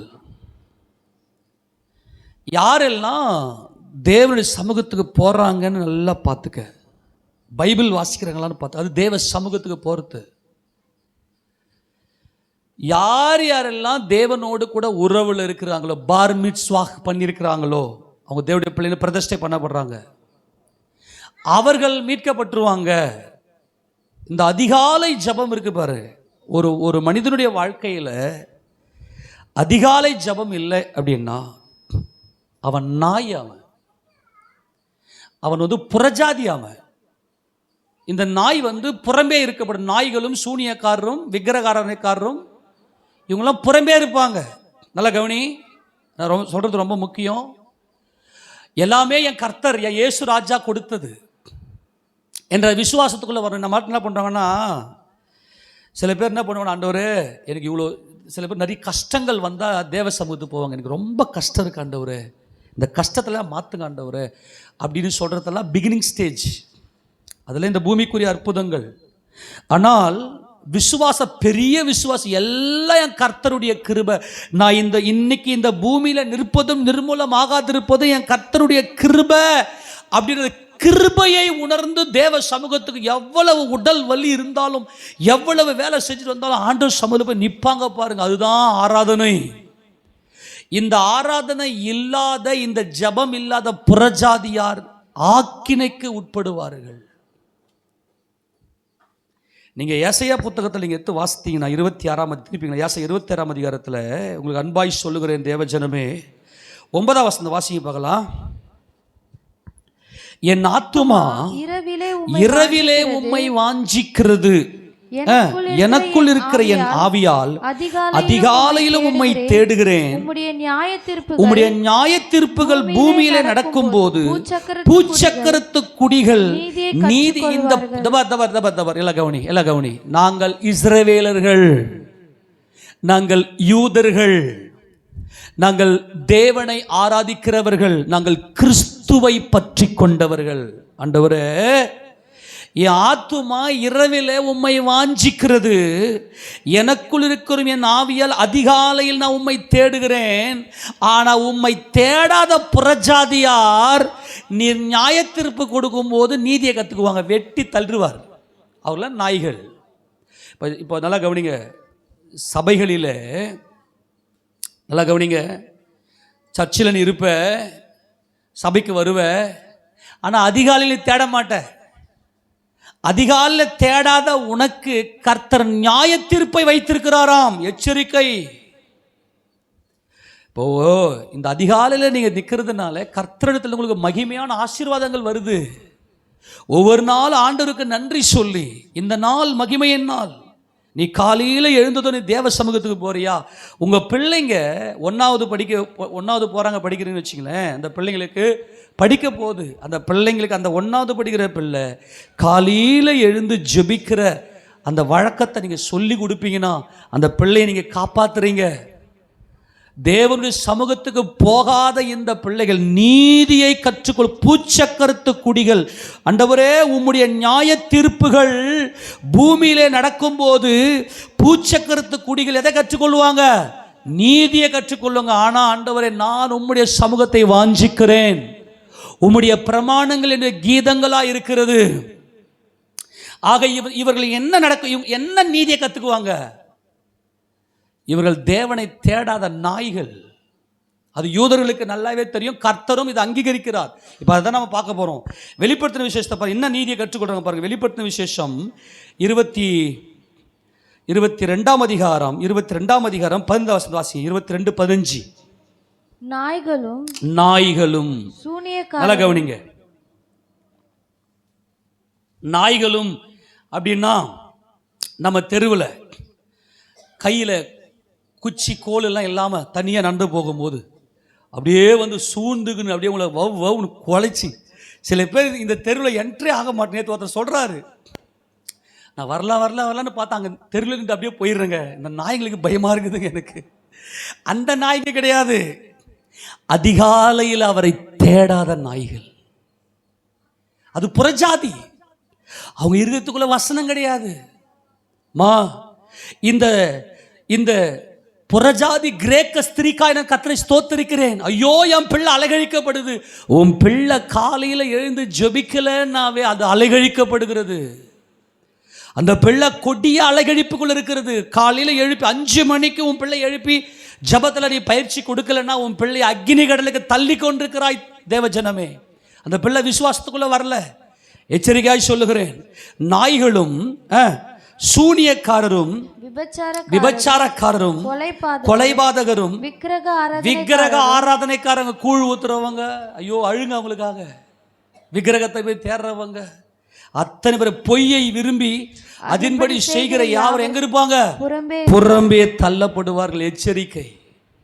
அன்பாய் சொல்லுகிறேன், விக்கிரக ஆராதனை விலைக்கு ஓடுங்க. ஆண்டவருக்கு நன்றி சொல்லுங்க. ஒவ்வொரு நாளும் எழுந்து கர்த்தருக்கு ஸ்தோத்திரம் பண்ணுங்க. ஆண்டவரே, நான் ஒரு காலத்தில் உம்மை அறியாமல் இருந்தேன், என்னை நரகத்திலிருந்து மீட்டு விட்டீரே, என் கர்த்தாவே உமக்கு ஸ்தோத்திரமான சொல்லி நில்லுங்க. நான் சொல்லுகிறேன், அன்பான தேவஜனமே, நீ வேதத்தை வாசிக்கலைன்னா, அந்த பிள்ளை கர்த்தருடைய வேதத்தை தியானிக்கலைன்னா அந்த பிள்ளைக்கு ஜீவன் கிடையாது. ஏன்னா அந்த வேதத்துடைய மையமே கிறிஸ்து. அந்த பிள்ளை காலிலிருந்து ஜெபிக்கல, ஊரை சுத்துது. ஏன்னா இஸ்ரவேல் என்பது கட்டுப்படும். அந்த பிள்ளை இப்போ எங்கே இருக்குது, என் பிள்ளை இப்போ எங்கே இருக்குன்னு தெரியும். எத்தனை தாய் தகவன் சொல்ல முடியும்? நல்லா கவனி. உன் பிள்ளை இப்போ ஸ்கூல் இருக்கா, வீட்டில் இருக்கா, நீ வேலை இருப்ப. இப்போ என் பிள்ளை இப்போ இந்த நேரத்தில் என் வீட்டில் இருப்பான், இந்த நேரத்தில் இதை செய்து கொண்டு இருப்பான் அப்படின்னு நீங்கள் உங்கள் வீட்டுக்குள்ளே இருக்கும்போதே உங்களுடைய கன்க்ளூஷனுக்குள்ளே நீங்கள் அந்த உறுதி இருக்கணும். அப்படி இருக்குதுன்னா நீ உண்மையான ஒரு தாய் தகப்பன், நீ ஒரு உண்மையான இஸ்ரவேலன். என் பிள்ளை எங்கே போய் சுற்றுதோ அப்படின்னா, அது சுற்றுதுன்னு தெரிஞ்சோம், அந்த அசுத்த ஆவி அந்த பிள்ளையை அலைகழிக்குதுன்னு தெரிஞ்சோம், நீ கர்த்தருடைய சமூகத்தில் போய் நிற்காத பொல்லாத தாய் தகப்பன்மார். நீங்கள் எச்சரிக்கையாக சொல்கிறேன், அந்த பிள்ளை நாயை போல் ஊரை சுற்றுது, அவன் வேதத்தை வாசிக்க மாட்டேது, ஜெபம் பண்ண மாட்டேதுன்னு அலறுங்க. நரகத்தை அக்னி கடலை உங்கள் கண்மடி வைங்க. நீ நரகத்தை நம்பலாம், எதுக்கு கிறிஸ்துக்கிட்ட வரணும்? என்ன சொல்கிறேன்னா, நரகம் இல்லைன்னு வச்சுங்க, எதுக்கு கிறிஸ்துக்கிட்ட வரணும்? நரகம் தான் இல்லையே, ஏன் வரீங்க? ஏன் வரணும்னு கேட்குறேன். நரகம் தான் இல்லையாப்பா, இருக்கிற வரைக்கும் வாழ்ந்துட்டு போ மிருகத்தை போல. நம்முடைய ஆவி என்றென்றைக்கு உயிரோடு இருக்கும், அது தேவனால் கொடுக்கப்பட்ட ஆவி. இந்த ஆவி என்றென்றைக்கும் இந்த நினைவுகள் இருந்து கொண்டே இருக்கும். எச்சரிக்கை சொல்லுகிறேன். அங்கே நீ புறஜாதியாக இருக்கிறியா, இஸ்ரவேலனா இருக்கிறியா? இதுதான் கேள்வி. நீ புறஜாதியாக இருக்கிறியா, இஸ்ரவேல்? உன் குடும்பத்தில் உன் பிள்ளைங்க கர்த்தரை ஆராதிக்கிறாங்களா, இல்லை அலகழிக்கப்படுறாங்களா? அலகழிக்கப்படுறாங்களா? உங்கள் பிள்ளைங்க எத்தனை வசனம் தெரியும்? இன்னைக்கு அவள் சின்ன பிள்ளை தான், அந்த சின்ன பிள்ளை அலைகழிக்கப்படுகிறது. இன்னைக்கு அது மாதிரி தான் சிறு பிள்ளைகளை இந்த அசுத்த ஆவி அலைகழிக்கிறது. அந்த பிள்ளையை வளரும் போதே அதுக்கு செல்ஃபோனு உலக காரியங்களை சொல்லி கொடுத்து வளர்க்குறதுனால அந்த பிள்ளையால் தேவ சமூகத்தில் உட்கார முடியல. அலைகழிப்பு. எத்தனை பிள்ளைங்க இன்றைக்கி சபையில் வந்து உட்காடுறாங்க? இன்றைக்கி உங்கள் பிள்ளைங்க உட்காந்து வசனம் கேட்குறாங்களா, இல்லை ஊர் சுற்றுறாங்களா? வசந்த நோட்ஸ் இருக்க வைங்க. என்ன வசனம் சொல்லி கொடுத்தாங்கன்னு உட்காந்து மனப்படம் பண்ண வைங்க. அங்கே வாசிங்க. இப்போது மத்திய சுவிசேஷம் திருப்பிங்களேன். அந்த ஸ்திரீ வந்து எவ்வளோ வருத்தத்தோடு கர்த்தரண்டையில் வந்து என்ன கேட்குறா பாருங்க, பார்க்கலாம். 23ஆம் வசனம். அவளுக்கு பிரத்யுத்தரமாக அவர் ஒரு வார்த்தையும் சொல்லவில்லை. அப்பொழுது அவருடைய சீஷர்கள் வந்து இவள் நம்மை பின்தொடர்ந்து கூப்பிடுகிறாளே, இவளை அனுப்பிவிடும் என்று அவரை வேண்டி கொண்டார். புரிஞ்சு போச்சா? இப்ப இவ கர்த்தர் வந்து தீரு சீதோன் பட்டணங்களின் வழியாக அந்த பட்டணத்துக்கு உள்ளே போறாரு. அப்படி போகும்போது இவள் வழியில் இவரை குறித்து கேள்விப்பட்டுட்டு இவ வழியிலேயே இவரை தொந்தரவு பண்றான். ஆண்டவரே, என் மகள் இப்படிப்பட்ட கொடிய வேதனைப்படுகிறாள் ஆண்டவரே, பிசாசினால் அலைகழிக்கப்படுற ஆண்டவரே, என் பிள்ளைக்குள்ள வசனம் இல்லை ஆண்டவரே. எத்தனை பேர் புரியுது? அல்லேலூயா. பிசாசு வந்து வசனத்தை எடுத்து போட்டான் ஆண்டவரே.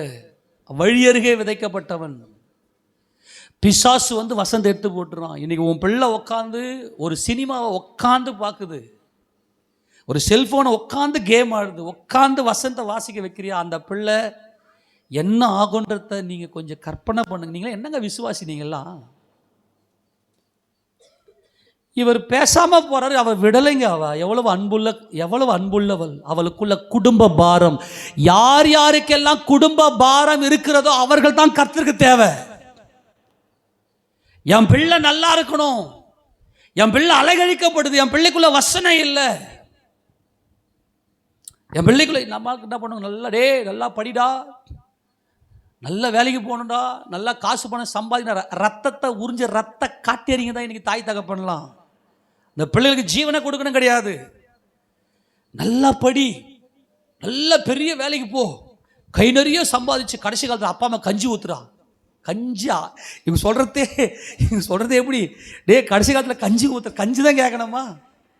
அதனால தான் உனக்கு இப்போ கஞ்சி தானே, நீ ஹோமுக்கு போயிடு, அங்கே தான் நல்லா கஞ்சி ஊற்றுவாங்கன்னு அனுப்பிச்சி விட்டுறான். இன்றைக்கி யாருக்குமே குடும்ப பாரம் கிடையாதுங்க.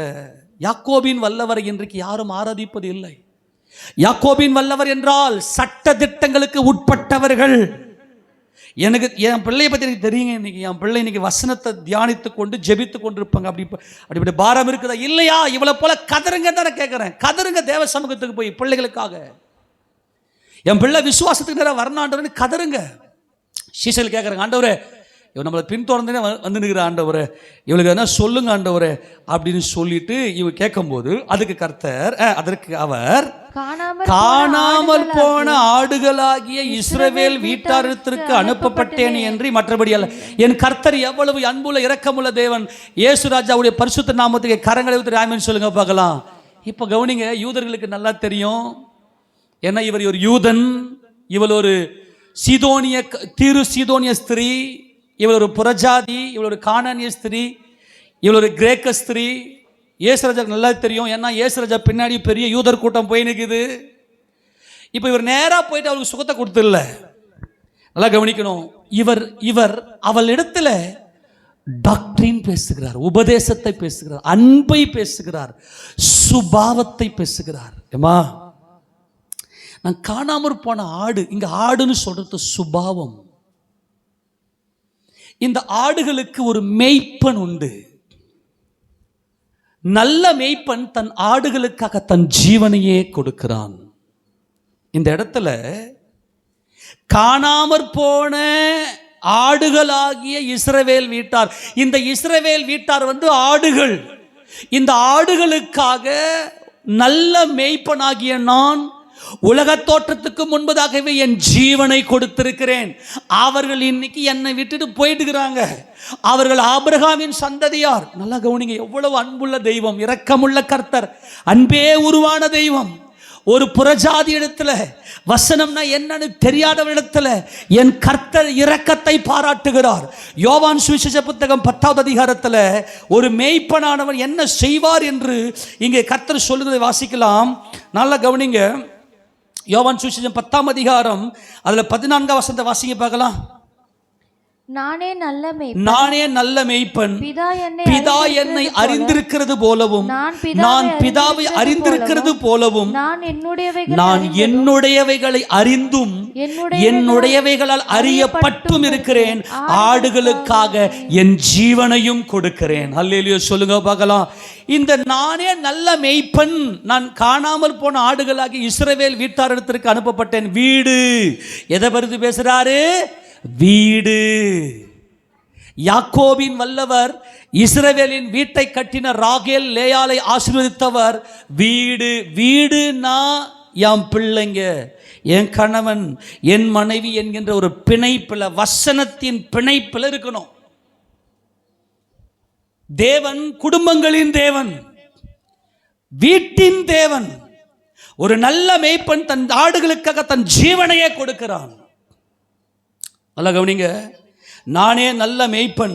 11 வசனம் வாசி. 11. நானே நல்ல மேய்ப்பன், நல்ல மேய்ப்பன் ஆடுகளுக்காக தன் ஜீவனை கொடுக்கிறான். ஒரு நல்ல மேய்ப்பன் ஆடுகளுக்காக தம்முடைய ஜீவனை கொடுக்கிற ஒரு மாபெரும் அன்பை, அந்த அன்பை குறித்து கர்த்தர் இங்கே பேசுகிறார். அன்பான தேவஜனமே, நான் எதுக்கு தெரியுமா வந்தேன்? காணாமற் போன ஆடுகளாகிய இஸ்ரவேல் வீட்டாரிடத்திற்கு. உனக்கு வீடே கிடையாது. இயேசு கிறிஸ்துவை தன் சொந்த இரட்சகராக ஏற்றுக்கொண்டு அவருடைய வார்த்தையை தங்களுடைய ஜீவனாக பெறாத குடும்பம் கிடையாதுங்க. எது குடும்பம், எது தேவனுடைய வீடு என்றால், தேவனுடைய வார்த்தையை பெற்று இந்த வசனத்தின்படியே என் குடும்பத்தை நடத்துவேன். என் தாயார் யார், என் சகோதரர் யார், என் பிதாவின் சித்தத்தின்படி செய்கிறவர்கள் எனக்கு தாயாரும் சகோதரமா இருக்கிறார்கள் என்று சொல்லுவது தாங்க வீடு. அதுதான் வீடு. அங்கதான் கட்டளையே இல்லையே. நாயா இல்லையா? மற்றவங்களாம் நாய் தானே, அவங்க தான் பிரமாணமே இல்லையா? மனம் போன போக்கில் எங்க வேணா எப்படி வேணா சுத்தலாம். அது வீடு கிடையாது. ஆனால் கர்த்தர் வீட்டுக்காக வந்தார். இயேசு ராஜாவால் மட்டுமே வீடை கட்ட முடியும். இயேசு கிறிஸ்து என் வீட்டின் தலைவர். கையை தட்டி மகிமை செலுத்துங்களேன். அல்லேலூயா. கர்த்தருடைய பரிசுத்த நாமம் மகிமைப்படுவதாக. இஸ்ரவேல் காணாமற் போன ஆடுகள், நான் இந்த ஆடுகளுக்காக என் உயிரையே கொடுத்திருக்கிறேன். இந்த ஆடுகள் இப்போ என்னை அறியாமல் போயிட்டாங்க. இந்த இஸ்ரவேல்லாம் சிதறி போயிருச்சு. நான் தான் நல்ல மேய்ப்பன், நான் உயிரை கொடுக்கும்படி வந்திருக்கிறேன், நான் தான் மேசியா அப்படின்னு அவங்க தெரியாமல் இருக்கிறாங்க. ஆனால் இவ எவ்வளவு ஜாக்கிரதை உள்ளவளா! ஐயா மேசியா, தாவீதின் குமாரன் கூப்பிட்டாவ. ஆமென் சொல்லுங்க பார்க்கலாம். அல்லேலூயா சொல்லுங்க பார்க்கலாம். ஆனால் அன்னைக்கு இருந்து எல்லாருடைய கண்களும் கட்டப்பட்டிருக்கிறது. ஆனால் இவருடைய கண்கள் மாத்திரம் காணாமல் போன ஆடுகள் ஆகிய இஸ்ரவேல் வீட்டாரிடத்திற்கு நீர் அனுப்பப்பட்டு வந்திருக்கிறீர் என்று அவள் சொன்ன அந்த அந்த அவர் கூப்பிட்ட அந்த விசுவாசத்துக்கு உறுதிப்படுத்தும்படியாய் நான் தான் நல்ல மேய்ப்பன், என் உயிரை கொடுப்பதற்காக இந்த உலகத்துக்கு வந்திருக்கிறேன் என்று கர்த்தர் அவளுக்கு பிரதியுத்தரம் சொன்னார். எல்லா கரைகளுக்கு ஆமென் சொல்லுங்க பார்க்கலாம். புரிஞ்சு போச்சா? தாவீதின் குமாரனே அப்படின்னா எங்கள் மேசியாவே, எங்களை வாழ வைக்க வந்தவரே, எங்கள் குடும்பத்தின் அதிபதியே, எங்கள் குடும்பத்தை ஆசீர்வதிக்கிறவரே, எங்களை வாழ வைக்கிறவரே, எங்கள் மன விருப்பத்தை எல்லாம் செய்து முடிக்கிறவரே என்று அர்த்தம். அதுக்கு தான் அவர் பதில் கொடுத்தாரு, நான் காணாமல் போன ஆடுகள் ஆகிய இஸ்ரவேல் வீட்டாரத்துக்கு அனுப்பப்பட்டேம்மா. ஆமாண்டவரே, நீர்தான் நல்ல மேய்ப்பன். நல்ல மேய்ப்பன் தன் ஆடுகளுக்காக தன் ஜீவனையே கொடுத்து அவளை வாழ வைக்கிறவர் என்பதை அவள் அறிந்திருக்கிறாள். நியாயப்பிரமாணத்தின் நோக்கமே என்னை போல ஒரு தீர்க்கதரிசி உங்களுக்கு தேவன் அனுப்புவார், மேசியாவை அனுப்புவார். இந்த இந்த இந்த வேதத்தின் ரகசியமே என் கர்த்தர் மேல விசுவாசம் வைத்து இந்த நீதியை நிறைவேற்ற வேண்டும். இஸ்ரவேல் காணாம போயிருச்சு, ஆனா நீ என்ன கண்டுபிடிச்சிட்டியே, கையை தட்டி அல்லேலூயா. மேய்ப்பன் முன்னாடி போவான், என் ஆடுலாம் பின்னாடி வரும், என் பின்னாடி வரும், என் சத்தத்தை கேட்கும், என் பின்னாடியே வரையே. அவளை எவ்வளவு எவ்வளவு முக்கியமே அவளை கையாளுறாரு பாருங்க ஆண்டவர். இவள் ஆடு, இவள் குடும்பத்துக்காக வந்திருக்கிறாள். பிள்ளைகள் மேல பாரமுடையவள். என் பிள்ளை பிசாசில் அலைகழிக்கப்படுகிறது, பைபிள் வாசிக்கல, அவ்வளவுதான். உன் பிள்ளை ஆவிக்குரிய பிள்ளையா இல்லை அப்படின்னா உங்களுக்கு அன்பாய் சொல்றாங்க, ஆவி ஆத்மா சரீரம் எப்படி கிரியை செய்து வேலை செய்து என்பதை நான் ஆராய்ச்சி செய்தவன். அதுக்கான ஸ்லைடெல்லாம் நான் வச்சிருக்கேன். பைபிள் இருந்து வேதத்தில் கற்றுக்கொண்டவன். உன் பிள்ளை வேதத்தின் மேல தாகம் இல்லை, ஜெபிக்கிற பாரம் இல்லை அப்படின்னா பிசாசினால் அலைகழிக்கப்படுகிறது என்பதை நீங்கள் புரிந்து கொள்ளும்படியாக உங்கள் அன்பாய் கேட்கிறேன். தேவஜனமே, அங்கே கர்த்தர் சொல்றாரு பாருங்க, ஆமா காணாமற் போன வீடாக இஸ்ரவேல் வீட்டாத்தில் அனுப்பப்பட்டேன் என்று வேறொன்றுக்கு அனுப்பப்படவில்லை சொல்லிட்டு அந்த வசந்த வாசிங்களேன், தொடர்ந்து வாசிங்க. அவள் வந்து ஆண்டவரே எனக்கு உதவி செய்யும் என்று அவரை இப்ப வீட்டுக்குள்ள வந்துட்டாரு. இப்ப எங்க வந்துட்டாரு? நல்ல கவனிங்க. இந்த அம்மா தெருவிலேயே பிடிச்சிட்டாங்க, கர்த்தர் எதுவுமே பதில் சொல்ல, வீட்டுக்குள்ள வந்துட்டு உட்காந்துட்டாரு. இப்ப நேரா வந்து இந்த அம்மா அவருடைய பாதத்தை பணிந்து கொண்டார்கள். அவர் அவளை நோக்கி, பிள்ளைகளின் அப்பத்தை எடுத்து நாய்க்குட்டிகளுக்கு போடுகிறது நல்லதல்ல என்றார். நல்லா கவனிங்க. ஏற்கனவே அங்க இருக்கிற யூதர்களுக்கு எல்லாருக்குமே தெரியும், அவள் யார்? அவள் நாய். அவள் யார்? அவள் ஏன் அவங்க கிட்ட பைபிள் இல்ல, பைபிளுக்கு அவங்களுக்கு சம்பந்தமே இல்லை. இன்னைக்கு நம்ம கிட்டே பைபிள் கையில் இருக்குது, நல்ல காஸ்ட்லியா 500 ரூபாய் 1000 ரூபாய் கொடுத்து நல்லா நல்லா சீன் போடுறதுக்காக, அப்படி சொல்றதா உங்களுக்கு புரியும் இல்லையா? நல்லா சீன் போடுறதுக்காக என்ன பண்ணுவோம், கையில் பைபிள் வச்சிருப்போம். ஆனால் அந்த பைபிளுக்கு நமக்கு சம்பந்தமே கிடையாது, வாசிக்கிறதே கிடையாது. கர்த்தர் யூத வழக்கத்தின்படியே அவளை நாய் என்று சொல்லாமல் நாய்க்குட்டி என்று சொல்லுகிறார். குயோன் அப்படின்னா நாய், குனாரியோஸ் அப்படின்னாக்கா நாய்க்குட்டிகள், பெட் அனிமல்ஸ், நாய்க்குட்டி, பெட்டல் பப்பி இல்லையா? இப்போ ஆண்டவர் இங்கே என்ன சொல்கிறாருன்னா, இப்போ நாய்க்குட்டி வந்து அது குழந்தையாக இருக்கிறதுனால எல்லாருக்குமே அளவு பிடிக்கும் தானே. நாய் என்பது அதனுடைய சுபாவத்தை வெளிப்படுத்தும், ஆனால் நாய்க்குட்டி என்பது அதனுடைய உண்மையான சுபாவம் வெளிப்படாது. ஆனால் இவளை எந்த அளவுக்கு கர்த்தரங்க சொல்கிறார், அவனை நாயின்னு சொல்லலை, நாய்க்குட்டி என்று சொல்லுகிறேன்.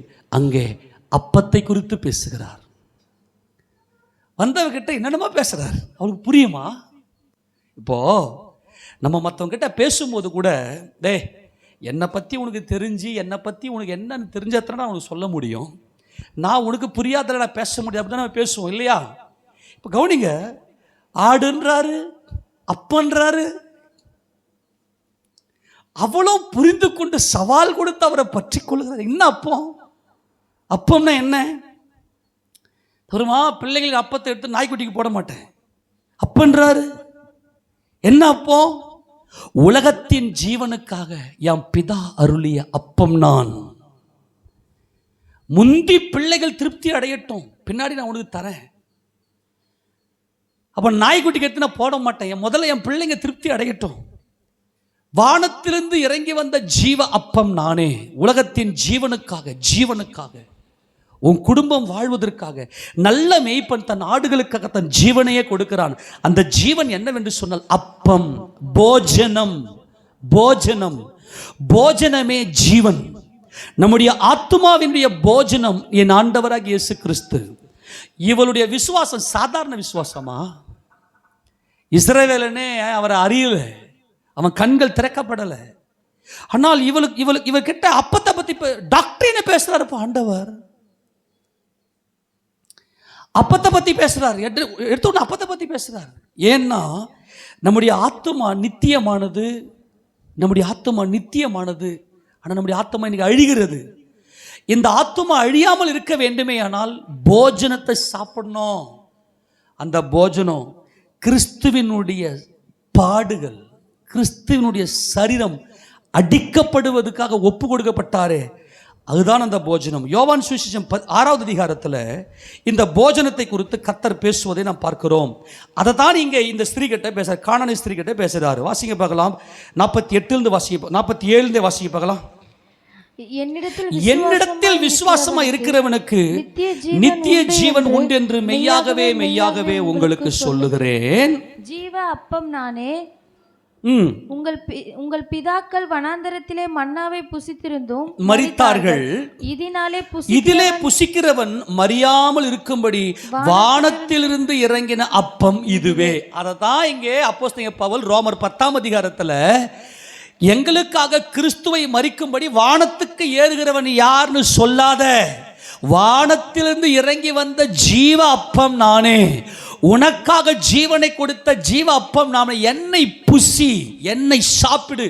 அப்படின்னா என்ன அர்த்தம்? இரவும் பகலும் இந்த வேதத்தை தியானி. அப்பம் புசி அப்படின்னா என்ன அர்த்தம் பாருங்க, எல்லாம் ஒரு ஆமென் சொல்லுங்க பார்க்கலாம். நம்முடைய மாம்சீக உயிர் வாழ்வதற்கு நம்ம அப்பம் சோறு சாப்பிட்றோம் இல்லையா, சாப்பாடு சாப்பிட்றோம், அப்பம் சாப்பிட்றோம். ஒரு ஊருக்குள்ளேயும் ஒவ்வொரு டிஃப்ரெண்ட் சாப்பாடு இருக்கும். சப்பாத்தி சாப்பிட்றாங்க, எல்லாம் சாப்பிட்றாங்க இல்லையா. அதை சாப்பிட்டா நம்முடைய உடல் உயிர் வாழ்கிறது. ஆனால் நம்முடைய ஆத்துமா வாழ வேண்டுமே ஆனால் ஒரு அப்பத்தை சாப்பிட வேண்டும். அந்த அப்பம் வானத்திலிருந்து இறங்கி வந்த அப்பம். அந்த அப்பம் நமது கர்த்தராகிய இயேசு கிறிஸ்து. அவர் ஏன் அடிக்கப்பட்டார்? எனக்காக ஏன் அவர் சிலுவைக்கு போக வேண்டும்? ஏன் அவர் அந்த கேடு அடைய வேண்டும்? அதுதான் அப்பம். அவருடைய சிலுவை பாடுகளை தியானிப்பதுதான் அப்பம். எனக்காக இயேசு கிறிஸ்து சிலுவையில் யாவையும் செய்து முடித்தார். வேதத்தில் சொல்லப்பட்டிருக்கிற அந்த மையமே அப்பம். மனுஷன் அப்பத்தினாலே மாத்திரமல்ல, வேதத்தினுடைய மையமே கர்த்தர். மனுஷன் அப்பத்தினாலே மாத்திரமல்ல, தேவனுடைய வாயிலிருந்து புறப்படுகிற ஒவ்வொரு வார்த்தையிலும் பிழைப்பான். அப்ப எதில் பிழைப்பான்னா கிறிஸ்துவினுடைய பாடுகளில் தான் பிழைப்பான். இப்போ நியாயப்பிரமாணம் என்ன சொல்லுது? இதுதான் தேவனுடைய நீதி நியாயங்கள். இதை உன்னால ஃபாலோ பண்ண முடியலையா, அப்போ ஒரு பலியை செலுத்து. ஆமேனா? நல்லா புரிஞ்சுக்கணும். உன்னால நியாயப்பிரமாணத்தை வாழ முடியலையா, அப்ப நீ பாவி, அப்பனா ஒரு பலியை செலுத்து. ஆக நியாயப்பிரமாணமே என்ன சொல்லுது? பலியை சொல்லுகிறது. மேய்ப்பன் இந்த பூமிக்கு வருவார், உனக்காக பலியாவார். அப்ப இயேசு கிறிஸ்துடைய பாடுகளை உட்காந்து ஆராய்ச்சி பண்ணுங்க. அதாங்க அப்பம் புசிக்கிறது. அவர் அந்த அம்மா கிட்ட சொல்றாரு, இவரு பிள்ளைகளின் அப்பத்தை எடுத்து நாய்க்குட்டிக்கு போட மாட்டேன். ஏன்னா அவங்க வேதத்தில் இந்த அப்பத்தை தான் புசிக்கிறாங்க. ஆண்டவரே, நியாயப்பிரமாணத்தில் எழுதியிருக்கிறவரை கண்டோம். புரிஞ்சு போச்சா? நியாயப்பிரமாணத்தில் எழுதியிருக்கிறவரை கண்டோம். ஆக நியாயப்பிரமாணம் என்ன எழுதியிருக்குதுன்னா, இவர் தான் நல்ல மேய்ப்பன், இவர்தான் ஜீவ அப்பம். வாசி அந்த வசனத்தை தொடர்ந்து. நானே வானத்திலிருந்து இல்ல 50ஆம் வசனம். இதிலே புசிக்கிறவன் மரியாமல் இருக்கும்படி வானத்திலிருந்து என்ன அப்பம் இதுவே. இதை புசிச்சிங்கன்னா சாகவே மாட்டீங்க. எல்லாம் கையெழுத்து சொல்லாமா? இப்ப புசிக்கிறது என்ன அர்த்தங்க? இயேசு கிறிஸ்துவ உங்க நினைவுல கொண்டு வரணும். அவர் எனக்காகத்தான் சிலுவையில் பலியானார். அதுதான் அப்பம் புசிப்பது, அதுதான் ஜீவ அப்பம். நானே வானத்திலிருந்து இறங்கின ஜீவ அப்பம். 51.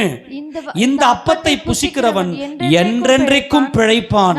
நான் கொடுக்கும் அப்பம் உலகத்தின் ஜீவனுக்காக நான் கொடுக்கும் என் மாம்சமே. என் மாம்சத்தை நான் உனக்காக நான் கொடுக்கிறேன், நீ பிச்சு சாப்பிடு. ஏன்னா நீ முழுக்க முழுக்க பாவி. ஆனால் உனக்காக என் சரீரத்தை சிலுவையில் ஆணி அடித்து நான் சாகடிக்கிறேன். என் சாவை நீ தியானம் பண்ணு, என் மரணத்தை நீ தியானம் பண்ணா நீ பழிச்சிருவ. என் மரணத்தை நீ தியானம் பண்ணா நீ உனக்குள்ள ஜீவன் வந்துடும், உன் ஆத்துமா பிழைக்கும். அப்போ கர்த்தருங்க சொல்றாரு, கொடுக்கப்பட்டிருக்கிற இந்த நியாயப்பிரமாணத்தின் நோக்கமே நான் உனக்காக வானத்தில் இறங்கி வந்து பாதாளத்துக்கு போய் பாதாளத்திலிருந்து 3வது நாளிலே உயிரோடு எழுந்து நான் பிதாவின் சிங்காசனத்தின் வலது பாசத்தில் உட்காருவேன். இதுதான் நியாயப்பிரமாணத்தினுடைய நோக்கமே.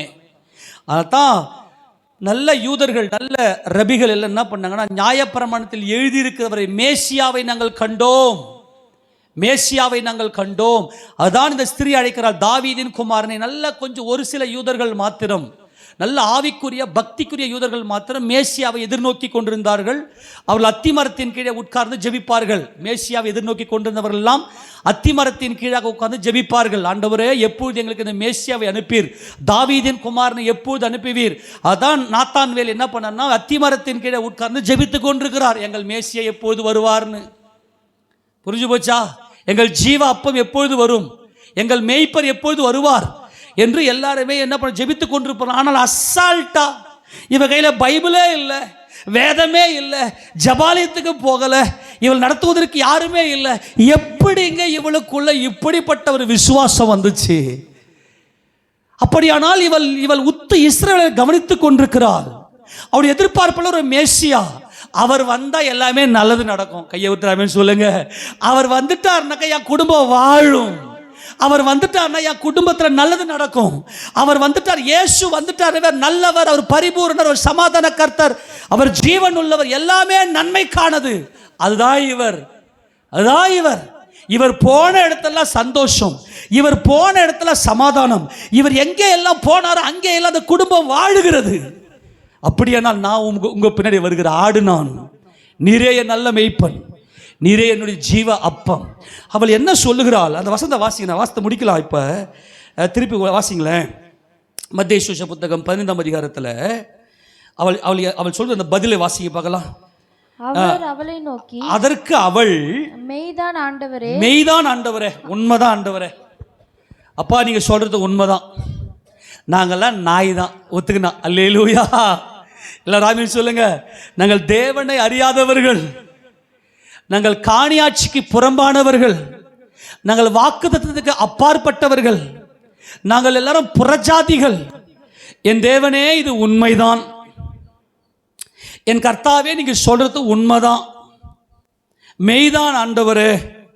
ஆகிலும் நாய்க்குட்டிகள் தங்கள் எஜமான்களின் மேஜையிலிருந்து விழும் துணிக்கைகளை தின்னுமே.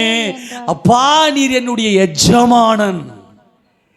இந்த இடத்துல பார்த்தா கூரியோஸ், இந்த கூரியோஸ் என்றால் கர்த்தர், லார்ட்.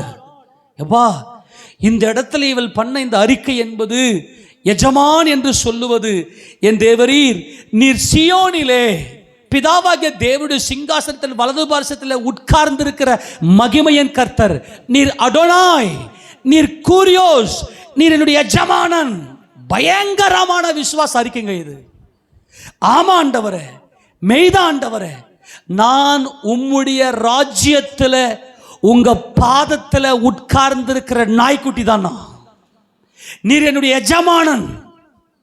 அல்லேலூயா. நீர் யாருங்க? எல்லாரும் சொல்லுங்க. நான் என்னுடைய பரிசுத்த பர்வதமாக சியோன் மீதிலே என்னுடைய ராஜாவை அபிஷேகம் பண்ணி வைத்தேன். அந்த அபிஷேகம் பண்ணி வைத்தேன் என்பதுதான் மேசியா. அவர்தான் எஜமானன், அவர் சகலத்துக்கும் எஜமானன். ஆமா ஆண்டவரே, நீர் என் எஜமானன், நான் உம்மை விடுவதில்லை. கையை தட்டி மகிமை செலுத்துவோமா? நல்லா கையை தட்டுங்க பார்க்கலாம். ஆண்டவரே நீர் என் எஜமானன், மெய்தான் ஆண்டவரே. பாருங்க, மெய்தான் ஆண்டவரே என்பதும் குரியோஸ். அந்த இடத்துல ஆண்டவரேன்னு சொல்றதும் குரியோஸ், எஜமான் என்பதும் குரியோஸ். பயங்கரமான அறிக்கைங்க இது. நான் சொல்லி முடிக்கிறேங்க, இது பயங்கரமான அறிக்கை. நியாயப்பிரமாணத்தில் எழுதியிருக்கிறவரை கண்டோம். நியாயப்பிரமாணத்தில் எழுதியிருக்கிறவர் யார்? இயேசு, யெகோஷுவா, மஷியாக், அவர்தான் மெசியா. இவள் செய்த இந்த அறிக்கை, மெய்தான் ஆண்டவரே, எஜமானன், நாய்க்குட்டிகள் தங்கள் எஜமான்களின் மேஜையிலிருந்து விழும் துணிக்கைகளை தின்னுமே. எஜமான்கள் அப்படின்னா நீர் தேவனுடைய குமாரன். உம்மை விசுவாசிக்கிற இந்த யூதர்கள் எல்லாரும் உம்முடைய சகோதரர். ஒரு ராஜா நீதியாய் அரசாளுவார், பிரபுக்களும் நீதியோட துரைத்தனம் பண்ணுவார்கள் என்று 32ஆம் அதிகாரம் ஏசாயா புத்தகத்தில் நம்ம வாசித்தோம். ஒரு ராஜா நீதியாய் அரசாட்சி செய்வார், பிரபுக்களும் நீதியாய் துரைத்தனம் பண்ணுவார்கள். எஜமான்கள் நாங்கள் எல்லாரும் இயேசு கிறிஸ்துவின் சகோதரர்கள். அல்லேலூயா. எல்லாரும் கையெழுத்து ஆமென் சொல்லுங்க பார்க்கலாம். அல்லேலூயா சொல்லுவோமா? அவர் எஜமானன், அவர் சியோனின் ராஜன். நான் என்னுடைய பரிசுத்த பர்வதத்தில் சியோன் மீது என் ராஜாவை அபிஷேகம் பண்ணி வைத்தேன். தேவனிடத்திலிருந்து வந்த தேவனுடைய குமாரன் நீங்க தான் ஆண்டவரே அப்படின்ற அந்த ஒரே ஒரு விசுவாசங்க. எத்தனை பேர் இயேசு கிறிஸ்து தேவனிடத்தில் வந்தவர்கள் விசுவாசிக்கிறீங்க? அல்லேலூயா சொல்லாமா? 1 யோவான் புத்தகத்தில் இதுதான் நம்முடைய விசுவாசம். 1 யோவான் புத்தகத்தில் தேவனுடைய அன்பை அவர் விளக்குகிறார். 4ஆம் அதிகாரத்தில் 4ஆம் அதிகாரம் 14 வாசிக்க பார்க்கலாம். பிதாவானவர் குமாரனை உலக இரட்சகராக அனுப்பினார் என்று நாங்கள் கண்டு சாட்சியிடுகிறோம். அல்லேலூயா. அப்ப அர்த்தம் என்னென்றால், தேவன் கொடுத்த அந்த வாக்குத்தத்தம் நமது கர்த்தராகிய இயேசு கிறிஸ்து அவரை உலக இரட்சகராக, என்னை ரட்சிக்கிறவராக, என்னை மாத்திரமல்ல முழு உலகத்தையும் ரட்சிக்கிற இரட்சகர் அவர். அவரை அனுப்பினார் என்று நாங்கள் கண்டு சாட்சியிடுகிறோம். அடுத்தது இயேசுவானவர் தேவனுடைய குமாரன் என்று அறிக்கை பண்ணுகிறவன் எவன் அவர்தான் எஜமானன். அதான் தேவனுடைய குமாரன். கரங்களை உயர்த்தி எல்லாரும் ஆமென் சொல்லுங்களேன். எஜமானனே ஆமென் சொல்லுவோமா? எஜமானன் ஆமாண்டவரே. எஜமான்களுடைய மேஜையிலிருந்து விழக்கூடிய அந்த துணிக்கைகளை தின்னுமே என்று அவள் புறஜாதியாக இருக்கிற அவள் இயேசு கிறிஸ்துவை விசுவாசிக்கிறதன் மூலமாய் அவள் சபைக்கு உள்ளே சேர்த்து கொள்ளப்பட்டாள். இயேசுவானவர் தேவனுடைய குமாரன் என்று அறிக்கை பண்ணுகிறவன் எவனோ அவனில் தேவன் நிலைத்திருக்கிறார், அவனும் தேவனில் நிலைத்திருக்கிறான். இவன் தான் காலையில் அதிகாலையிலிருந்து ஜெபம் பண்ணுவான். இவனை எப்படி தேவன் ஆக்கினுக்கு உட்படுத்துவார்? நீ ஏன் பிள்ளடான்னு சேர்த்துக்குவார். ஒவ்வொரு நாளும் தேவன் கொடுக்கிற கிஃப்ட். இரவிலே ஆத்துமா வாஞ்சிக்கிறது ஆண்டவரே. ஆவிக்குள்ள இருக்கக்கூடிய அந்த ஆவியினாலே அதிகாலையில் உம்மை தேடுற ஆண்டவரே. ஆனால் புறஜாதிகளுக்கு, இந்த உலகத்தில் இருக்கிற ஜனங்களுக்கு நீ நியாய தீர்ப்பு செய்யும் போது இந்த உலகத்தை நீதியை கற்றுக்குவாங்க, அக்கினி கடலுக்கு போவாங்க.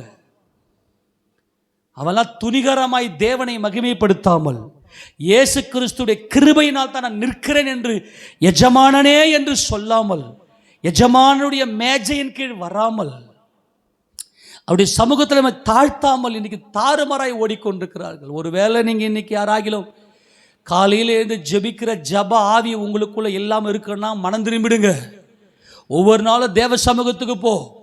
அது கர்த்தருக்கு கொடுக்கிற மகிமை. அவர் என் எஜமானன், உங்களுடைய மேஜையின் கீழே நான் இருக்கிறேன் ஆண்டவர். அவர் எஜமானன் என்றால் மகிமையின் கர்த்தர்.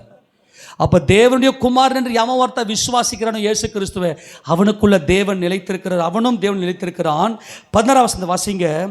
தேவன் நம்மேல் வைத்திருக்கிற அன்பை நாம் அறிந்து விசுவாசித்திருக்கிறோம். தேவன் அன்பாகவே இருக்கிறார். அன்பில் நிலைத்திருக்கிறவன் தேவனில் நிலைத்திருக்கிறான், தேவனும் அவனில் நிலைத்திருக்கிறான். நியாயத்தீர்ப்பு நாளிலே நமக்கு தைரியம் உண்டாயிருக்க வெயிட். நியாயத்தீர்ப்பு நாளில் என்ன உண்டா இருக்குதா? நியாயத்தீர்ப்பு எத்தனை பேர் விசுவாசிக்கிறீங்க? இயேசு கிறிஸ்துவை 3வது நாளில் உயிரோடு எழுப்பின தேவன் அத்தனை பேரை எழுப்பி கணக்கு கேட்பார். உன் திமிரில் நீ போனையா? எஜமானின் மேஜையின் கீழ் நீ வந்தையா? உன் பிள்ளைங்களை காப்பாற்ற முடியுமா உன்னால? நியாயத்தீர்ப்புனால நமக்கு தைரியம் உண்டாயிருப்பதற்காக அன்பு, இது முழுக்க முழுக்க அன்பு. என்னை நேசித்தீரே, என் குடும்பத்தை நேசித்தீரே, என் குடும்பத்தை வாழ வைத்தீரே. இந்த நியாயத்தீர்ப்பு நீ செய்யும்போது இந்த உலகத்தில் ஜனங்க கற்றுக்குவாங்க ஆண்டவரே. அவன்லாம் கண்ணில் மூளை அறிவில் தெய்வத்தை உண்டு பண்ணிட்டு ஓடிங்கிறான்.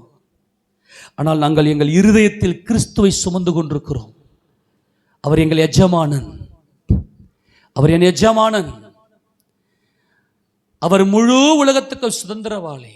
நியாயத்தீர்ப்பு வரும்போது யார் யாரெல்லாம் ஜெபம் பண்ணி தேவ சமூகத்தில் போய் நின்று வெள்ளாடிய செம்மறியை பிரிச்சிடுவார். சபையில் கொடுத்த உபதேசத்துக்கு எத்தனை பேர் கீழ்ப்படிஞ்சிங்க? நியாயத்தீர்ப்பு வருது. நியாயத்தீர்ப்பு முதல்ல சபையில் தான் துவங்க போகுது. நீதிமானே ரட்சிக்கப்படுவது அரிதானால் பாவியும் பக்தியில் எங்கே போய் நிற்பான்? சபையில் இருக்கிறவனே ரட்சிக்கப்பட மாட்டான்ட்டார் ஆண்டவர். எச்சரிக்கை. ஏன்னா ஜெபம் பண்ணாதுங்க, இதெல்லாம் ஜெபம் பண்ணாத கேஸ், ஏகப்பட்ட கேஸ் இருக்கு. காலையில் ஜெபிக்காதங்க யாருமே. தனித்தனியாக இப்போ நான் ஒரு ஆள் ஜெபிச்சா என் குடும்பத்துக்கே ஆசீர்வாதம் சாத்தியமே கிடையாது. அது உலக ஆசீர்வாதத்தை கொடுத்துருவாரு. ஆனால் நித்திய ஜீவனுக்கு போக மாட்டேன். நித்திய ஜீவனுக்குள்ளே போகணும்னா விசுவாசத்தில் மட்டும்தான். இயேசு கிறிஸ்து என் எஜமானன், இயேசு கிறிஸ்து என் ரட்சகர். அந்த விசுவாசம் உனக்குள்ள இல்லைன்னா எழுதி வச்சுக்க, நியாயத்தீர்ப்புனால வெக்கப்பட்டு போயிடுவீங்க. ஆனால் அவள் தேவனை அறியாத ஒரு கானானிய ஸ்திரீ தான் அவள். அவளுக்குள்ள தேவ அன்பு பூர்ணப்பட்டதினாலே, நியாயத்தீர்ப்பினாலே நமக்கு தைரியம் உண்டாயிருக்கத்தக்கதாக அன்பு நம்மிடத்துல பூர்ணப்படுகிறது. ஏனென்றால் அவர் இருக்கிற பிரகாரமாக நாமும் இவ்வுலகத்தில் இருக்கிறோம். இது பயங்கர ஆச்சரியமானது ஒன்றுங்க. இது அவர் இருக்கிற பிரகாரமாகவே நாம் இந்த பூமியில் இருக்கிறோமா? அவர் எவ்வளோ பெரிய மகிமைக்கு பாத்திரர். இதாங்க இந்த விசுவாசத்தினுடைய பூரணம். அப்பா நல்லா கவனிங்க, நீங்கள் இருக்கிற வண்ணமாகவே நாங்கள் இந்த பூமியில் இருக்கிற எஜமானுடைய டேபிளில் அவருடைய சமூகத்துக்குள்ளே நாம் போகிறோமே. தேவஜனமே, இது எப்பேற்பட்ட காரியம்னா பரலோக மகிமை நமக்குள்ளே இறங்கி வருதுங்க. ஜபத்தில் வேத வசனத்தில் நடக்கிறோமே, அவர் இருக்கிற வண்ணமாகவே நாமும் இந்த பூமியில் இருக்கிறோம் என்கிற பரலோக மகிமை இறங்கி வருது. வசனத்தில் வாழ்கிறோம். நாம நியாயத்தீர்ப்பு வருகிறது. ஒவ்வொரு நாளும் அவருடைய சமூகத்தை போய் நில்லு. காலையில் எழுந்ததும் தூக்கத்தை விட்டு எது முட்டி போட்டு, ஆண்டவரே என்னை ஒப்பு கொடுக்கிறேன், நீர் எவ்வளவு நல்லவர். பிள்ளைகளை பயிற்சி எடு. அலைகடிக்கிற பிள்ளைங்களை ஜெபிக்கவை. ஊரை சுத்தத்துக்கு மட்டும் டைம் இருக்குது. காலைல ஜெபிக்கிறதுக்கு முடியல. ஐயோ பாவம், குழந்தை தூக்கத்தில் எழுந்துக்கவே முடியலன்னு குழந்தை மேலே அவ்வளோ அக்கறை உனக்கு. ஏன்னா உன் பிள்ளையா நீ வளர்க்குற. இன்னும் அந்த பிள்ளைய தேவனுடைய பிள்ளையா ஒப்பு கொடுக்கல. ஆனால் இவள் ஒரு நல்ல ஸ்திரீ தான், குடும்பத்துக்காக நிற்கிறவள். அவள் சொன்னால், நீர் என் எஜமானன், நீர் தேவனுடைய குமாரன், சகல அதிகாரமும் உம்முடைய பாதத்தின் கீழ் இருக்கிறது. அதுதான் எஜமானன் டேபிள். சகல அதிகாரமும், துரைத்தனங்களும் அதிகாரங்களும் வல்லமைகளும் சிங்காசனங்களும் எல்லாம் உங்க பாதத்தின் கீழ் ஆண்டவரே. அதுதான் எஜமானன். அவரை மகிமையின் கர்த்தராக அவள் பார்க்கிறாள். மகிமையின் கர்த்தர், மகிமையின் கர்த்தர் நம்மை நதிகளும் மகா விசாலமான ஆறுகளும் உள்ள ஸ்தலம் போல அவர் நமக்கு இருப்பார்.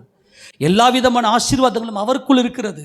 ஆக எஜமானனே என்று சொல்லும்போது சகல அதிகாரங்களும் துரைத்தனங்களும் உங்க பாதத்திற்கு இருக்குது ஆண்டவரே. அதுதான் அதிகாலை ஜெபம். ஒருவேளை இன்னைக்கு நீங்க விசுவாசம் இல்லாத மாறுபாடான சந்ததியா இருப்பீங்கன்னா தேவ சமூகத்துக்கு போங்க. நீங்க ஒவ்வொரு நாளும் தேவ சமூகத்தில் நில்லுங்க. உங்க குடும்பம் அவ்வளவு சந்தோஷமா இருக்கும், அவ்வளவு மனமகிழ்ச்சியா இருக்கும்.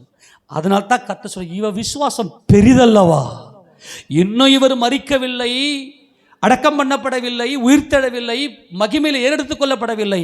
அந்த மகிமை இவள் பார்த்தால், நீர் என் எஜமானன், நீர் கூரியோஸ், நீர் கர்த்தர். பிதாவாகிய தேவனுக்கு மகிமையாக இயேசு கிறிஸ்து கர்த்தர் என்ற நாவுகள் யாவும் அறிக்கை செய்யும். இன்னைக்கு நீ அறிக்கை செய்யலனா, ஏசப்பா அப்படின்னு இன்னைக்கு நோக்கி கூப்பிடலாம், அன்னைக்கு நீ முழங்கால நிற்ப, நடுங்குவ. நியாயத்தீர்ப்பு நல்ல வெள்ளை சிங்காசனம் நியாயத்தீர்ப்பு நடக்கும். அன்னைக்கு நடக்கும்போது எல்லா முழங்காலம் முடங்கி நின்று கை கால் நடுங்கின உட்காந்துருப்பான், நின்று இருப்பான். ஐயோ எனக்கு எப்படிப்பட்ட நியாயத்தீர்ப்பு வரும். ஆனால் இன்னைக்கு முழங்கால முடங்கி நிற்கிற நீ மகிமை அடைவ. ஆமேன்னு சொல்லுங்க பார்க்கலாம். உன் விசுவாசம் பெரியது. இயேசு கிறிஸ்துவுக்கு, பிதாவுக்கு எது மகிமை? இயேசு கிறிஸ்து எஜமான், கூரியோஸ் என்று சொல்ல வேண்டும். அது தேவனுக்கு மகிமை. அந்த மகிமை அது ஒவ்வொரு அதிகாலையில், இந்த நாள் உங்க நாள்பா, சகலமும் உங்க காலின் கீழ் தேவன் ஒப்பு கொடுத்திருக்கிறார். நீர் என் எஜமானன். அதுதான் தேவனுக்கு மகிமை. இயேசு கிறிஸ்துவை கர்த்தர் என்று ஒவ்வொரு நாளும் இயேசு கிறிஸ்து நாமத்தில் பிதாவினிடத்தில் போங்க. பிலிப்பியர் 2 வாசிங்க. அதை பிலிப்பியர் 2 எல்லா முழங்காலம் முடங்கும் இல்லையா? இன்னைக்கு நாம தேவ சமூகத்தில் முடங்குகிற நாம் மகிமை அடைவோம். தேவன் நம்மை மகிமையை எடுத்துக்கொள்ளுவார். ஆனால் தேவ சமூகத்துக்கு முடங்காதிருக்கிற முழங்கால்கள் எல்லாரும் அன்றைக்கு முடங்கும் என்று வேதம் சொல்லுது. வாசிங்க பால 2:10 வாசி பார்க்கலாம். இயேசுவின் நாமத்தில் வானோர் பூதலத்தோர் பூமியின் கீழே முழங்கால்கள் யாவும் முடங்கும் படிக்கும். வானோர்னா யாரு? பரலோகத்தில் இருக்கிற அத்தனை தேவதூதர்களும், பூதலத்தோர் அப்படின்னா யாரு? பூமியில வாழ்ந்து கொண்டிருக்கிற ஜனங்களும், பூமியின் கீழானோர் என்றால் செத்து போனவங்க, விழுந்து போன ஆவியங்களா இருக்கு இல்லையா, அத்தனை முழங்கால், அத்தனை பேருக்கும் அவர் கர்த்தர் ஜட்ஜ்மெண்ட் கொடுக்க போறார், நியாய தீர்ப்பு கொடுக்க போறார். அன்னைக்கு எல்லா முழங்காலும் அன்னைக்கு முடங்கும். இன்னைக்கு காலையில் எழுந்து ஜெபிக்க சொல்லி கொடுக்க மாட்டீங்க உங்க பிள்ளைங்களுக்கு. ஏன்னா நீங்க முடங்கினாத்தானுங்க உங்க பிள்ளைங்களை முடங்க வைப்பீங்க. உங்க கால் முடங்கினாத்தானே உங்க பிள்ளைங்களுக்கு இதனுடைய வேல்யூ தெரியும். இந்த ரட்சிப்பு கத்தி மேலே போகிறது. நீ ஒரு நாள் கொஞ்சம் நீ ஜாக்கிரதையாக அங்கே காலை வைக்கணும். ஒவ்வொரு ஸ்டெப்பும் இயேசுராஜா மேலே வச்சு போனோன்னா ஓடுருவேன். ஏன்னா ஏற்கனவே அந்த பாதையில் போயிட்டாரு. ஒரு செகண்டு நீ ஸ்லைட் ஆனாலும் உனக்கு நீ கண்டோம். இந்த ரட்சிப்பு ரொம்ப ஜாக்கிரதையாக நீங்கள் கை கொள்ள வேண்டும். விசுவாசத்தில் உறுதியாக இருக்க வேண்டும்.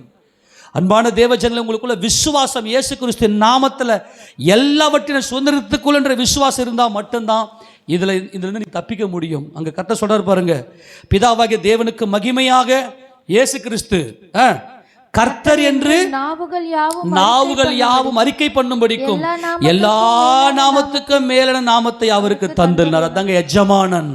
எஜமானன் இயேசு கிறிஸ்து கர்த்தர், இயேசு கிறிஸ்து கூரியோஸ், அதை தாங்க அவ அறிக்கை பண்ணான்.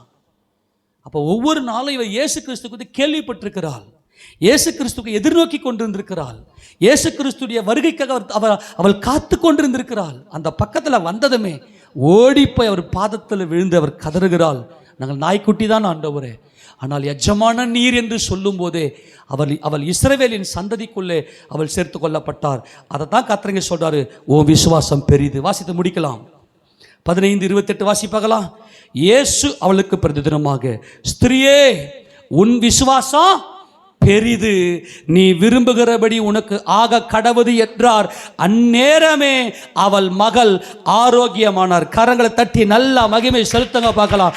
ஒவ்வொரு நாளும் என் எஜமானனே சகல அதிகாரமும் உம்முடைய கரத்தில் இருக்குதுப்பா. நல்ல கவனி. அதிகாலை ஜபம், அதிகாலை ஒரு போய் தேரத்தின் அர்த்தம் என்ன தெரியுமா? சகல அதிகாரமும் உம்முடைய கரத்தில் இருக்குது ஆண்டவரே, உம்முடைய பாதத்தில் நான் இருக்கிறேன், நீர் என் எஜமானனா இருக்கிறீர். அதுதான் அர்த்தம். ஜெபிக்காம மட்டும் இருந்துராத. ஒவ்வொரு நாளும் அது உன் விசுவாசம் பெரிது. உன் மனசுல நீ விரும்புறது எல்லாம் கர்த்தர் நிறைவேற்றுவார். எந்தெந்த காரியத்துக்காக உன் மனசுல நீ தேவ சமூகத்தில் போய் நிற்கிறையோ, ஒவ்வொரு நாள் அதிகாலையில் போய் நிற்கிறையோ, அந்த மன விருப்பங்கள் அத்தனையும் கர்த்தர் இன்றைக்கு உன் மன விருப்பம் ஆக கடவுது என்று சொல்லி கர்த்தர் கட்டளிட்டு கொடுப்பார். உங்க மனசில் இருக்கிற அத்தனையும் கர்த்தர் நிறைவேற்றி முடிப்பார். ஆமேன் சொல்லாமா? எல்லாரும் ஆமேன் சொல்லாமா? இன்னைக்கு ஒரு தீர்மானம் பண்ணி கொள்ளுங்க. ஆண்டவரே, முழங்கால் எல்லாம் முடங்க போகுது, வானோர் பூதலத்தோர் பூமியின் கீழனுடைய முழங்கெல்லாம் முடங்க போகுது. ஆனால் நீர் என் எஜமானனை நான் இன்னைக்கு அறிந்திருக்கிறேன், எனக்கு புரிய வச்ச அன்புக்காக ஸ்தோத்திரம். ஒவ்வொரு நாளும் உங்களுடைய கரத்தில் நான் ஒப்பு கொடுக்கிறேன், என் காலங்கள் உங்களுடைய கரத்தில் இருக்கிறது சொல்லி போவது மாபெரும் விசுவாசம். நீர் என் எஜமானன் என்பது பெரிய விசுவாசம். ஒவ்வொரு நாளும் அதிகாலையில் அவர் சமூகத்தில் போவது, நீர் என் எஜமானன் என்று சொல்லுகிற எல்லா அதிகாரமும் உங்கள் கையில் இருக்குது. என்கிட்ட ஒன்றும் இல்லைப்பா. அதுதான் அதிகாலை ஜெபம், அதுதான் வேதத்துடைய ரகசியம். பிள்ளைங்களுக்கு சொல்லி அனுப்புங்க. காலையிலேருந்து ஜெபிக்கவை, காலையில் அந்த பிள்ளைலேருந்து ஜெபிக்கவை. உன் எஜமானுடைய சந்தோஷத்துக்குள்ள பிரவேசின்னு சொல்லி அவர் சமூகத்துக்கு போகவை. ஆண்டவர் உங்க மன விருப்பத்தை அத்தனை நிறைவேற்றுவார். என்ன உங்க விசுவாசம் பெரியது. எல்லாரும் முழங்கால் படிடலாம். அன்புள்ள ஆண்டவரும் எங்கள் இரட்சகருமா இருக்கிறீங்கள் தேவனே, எங்கள் எஜமானனே,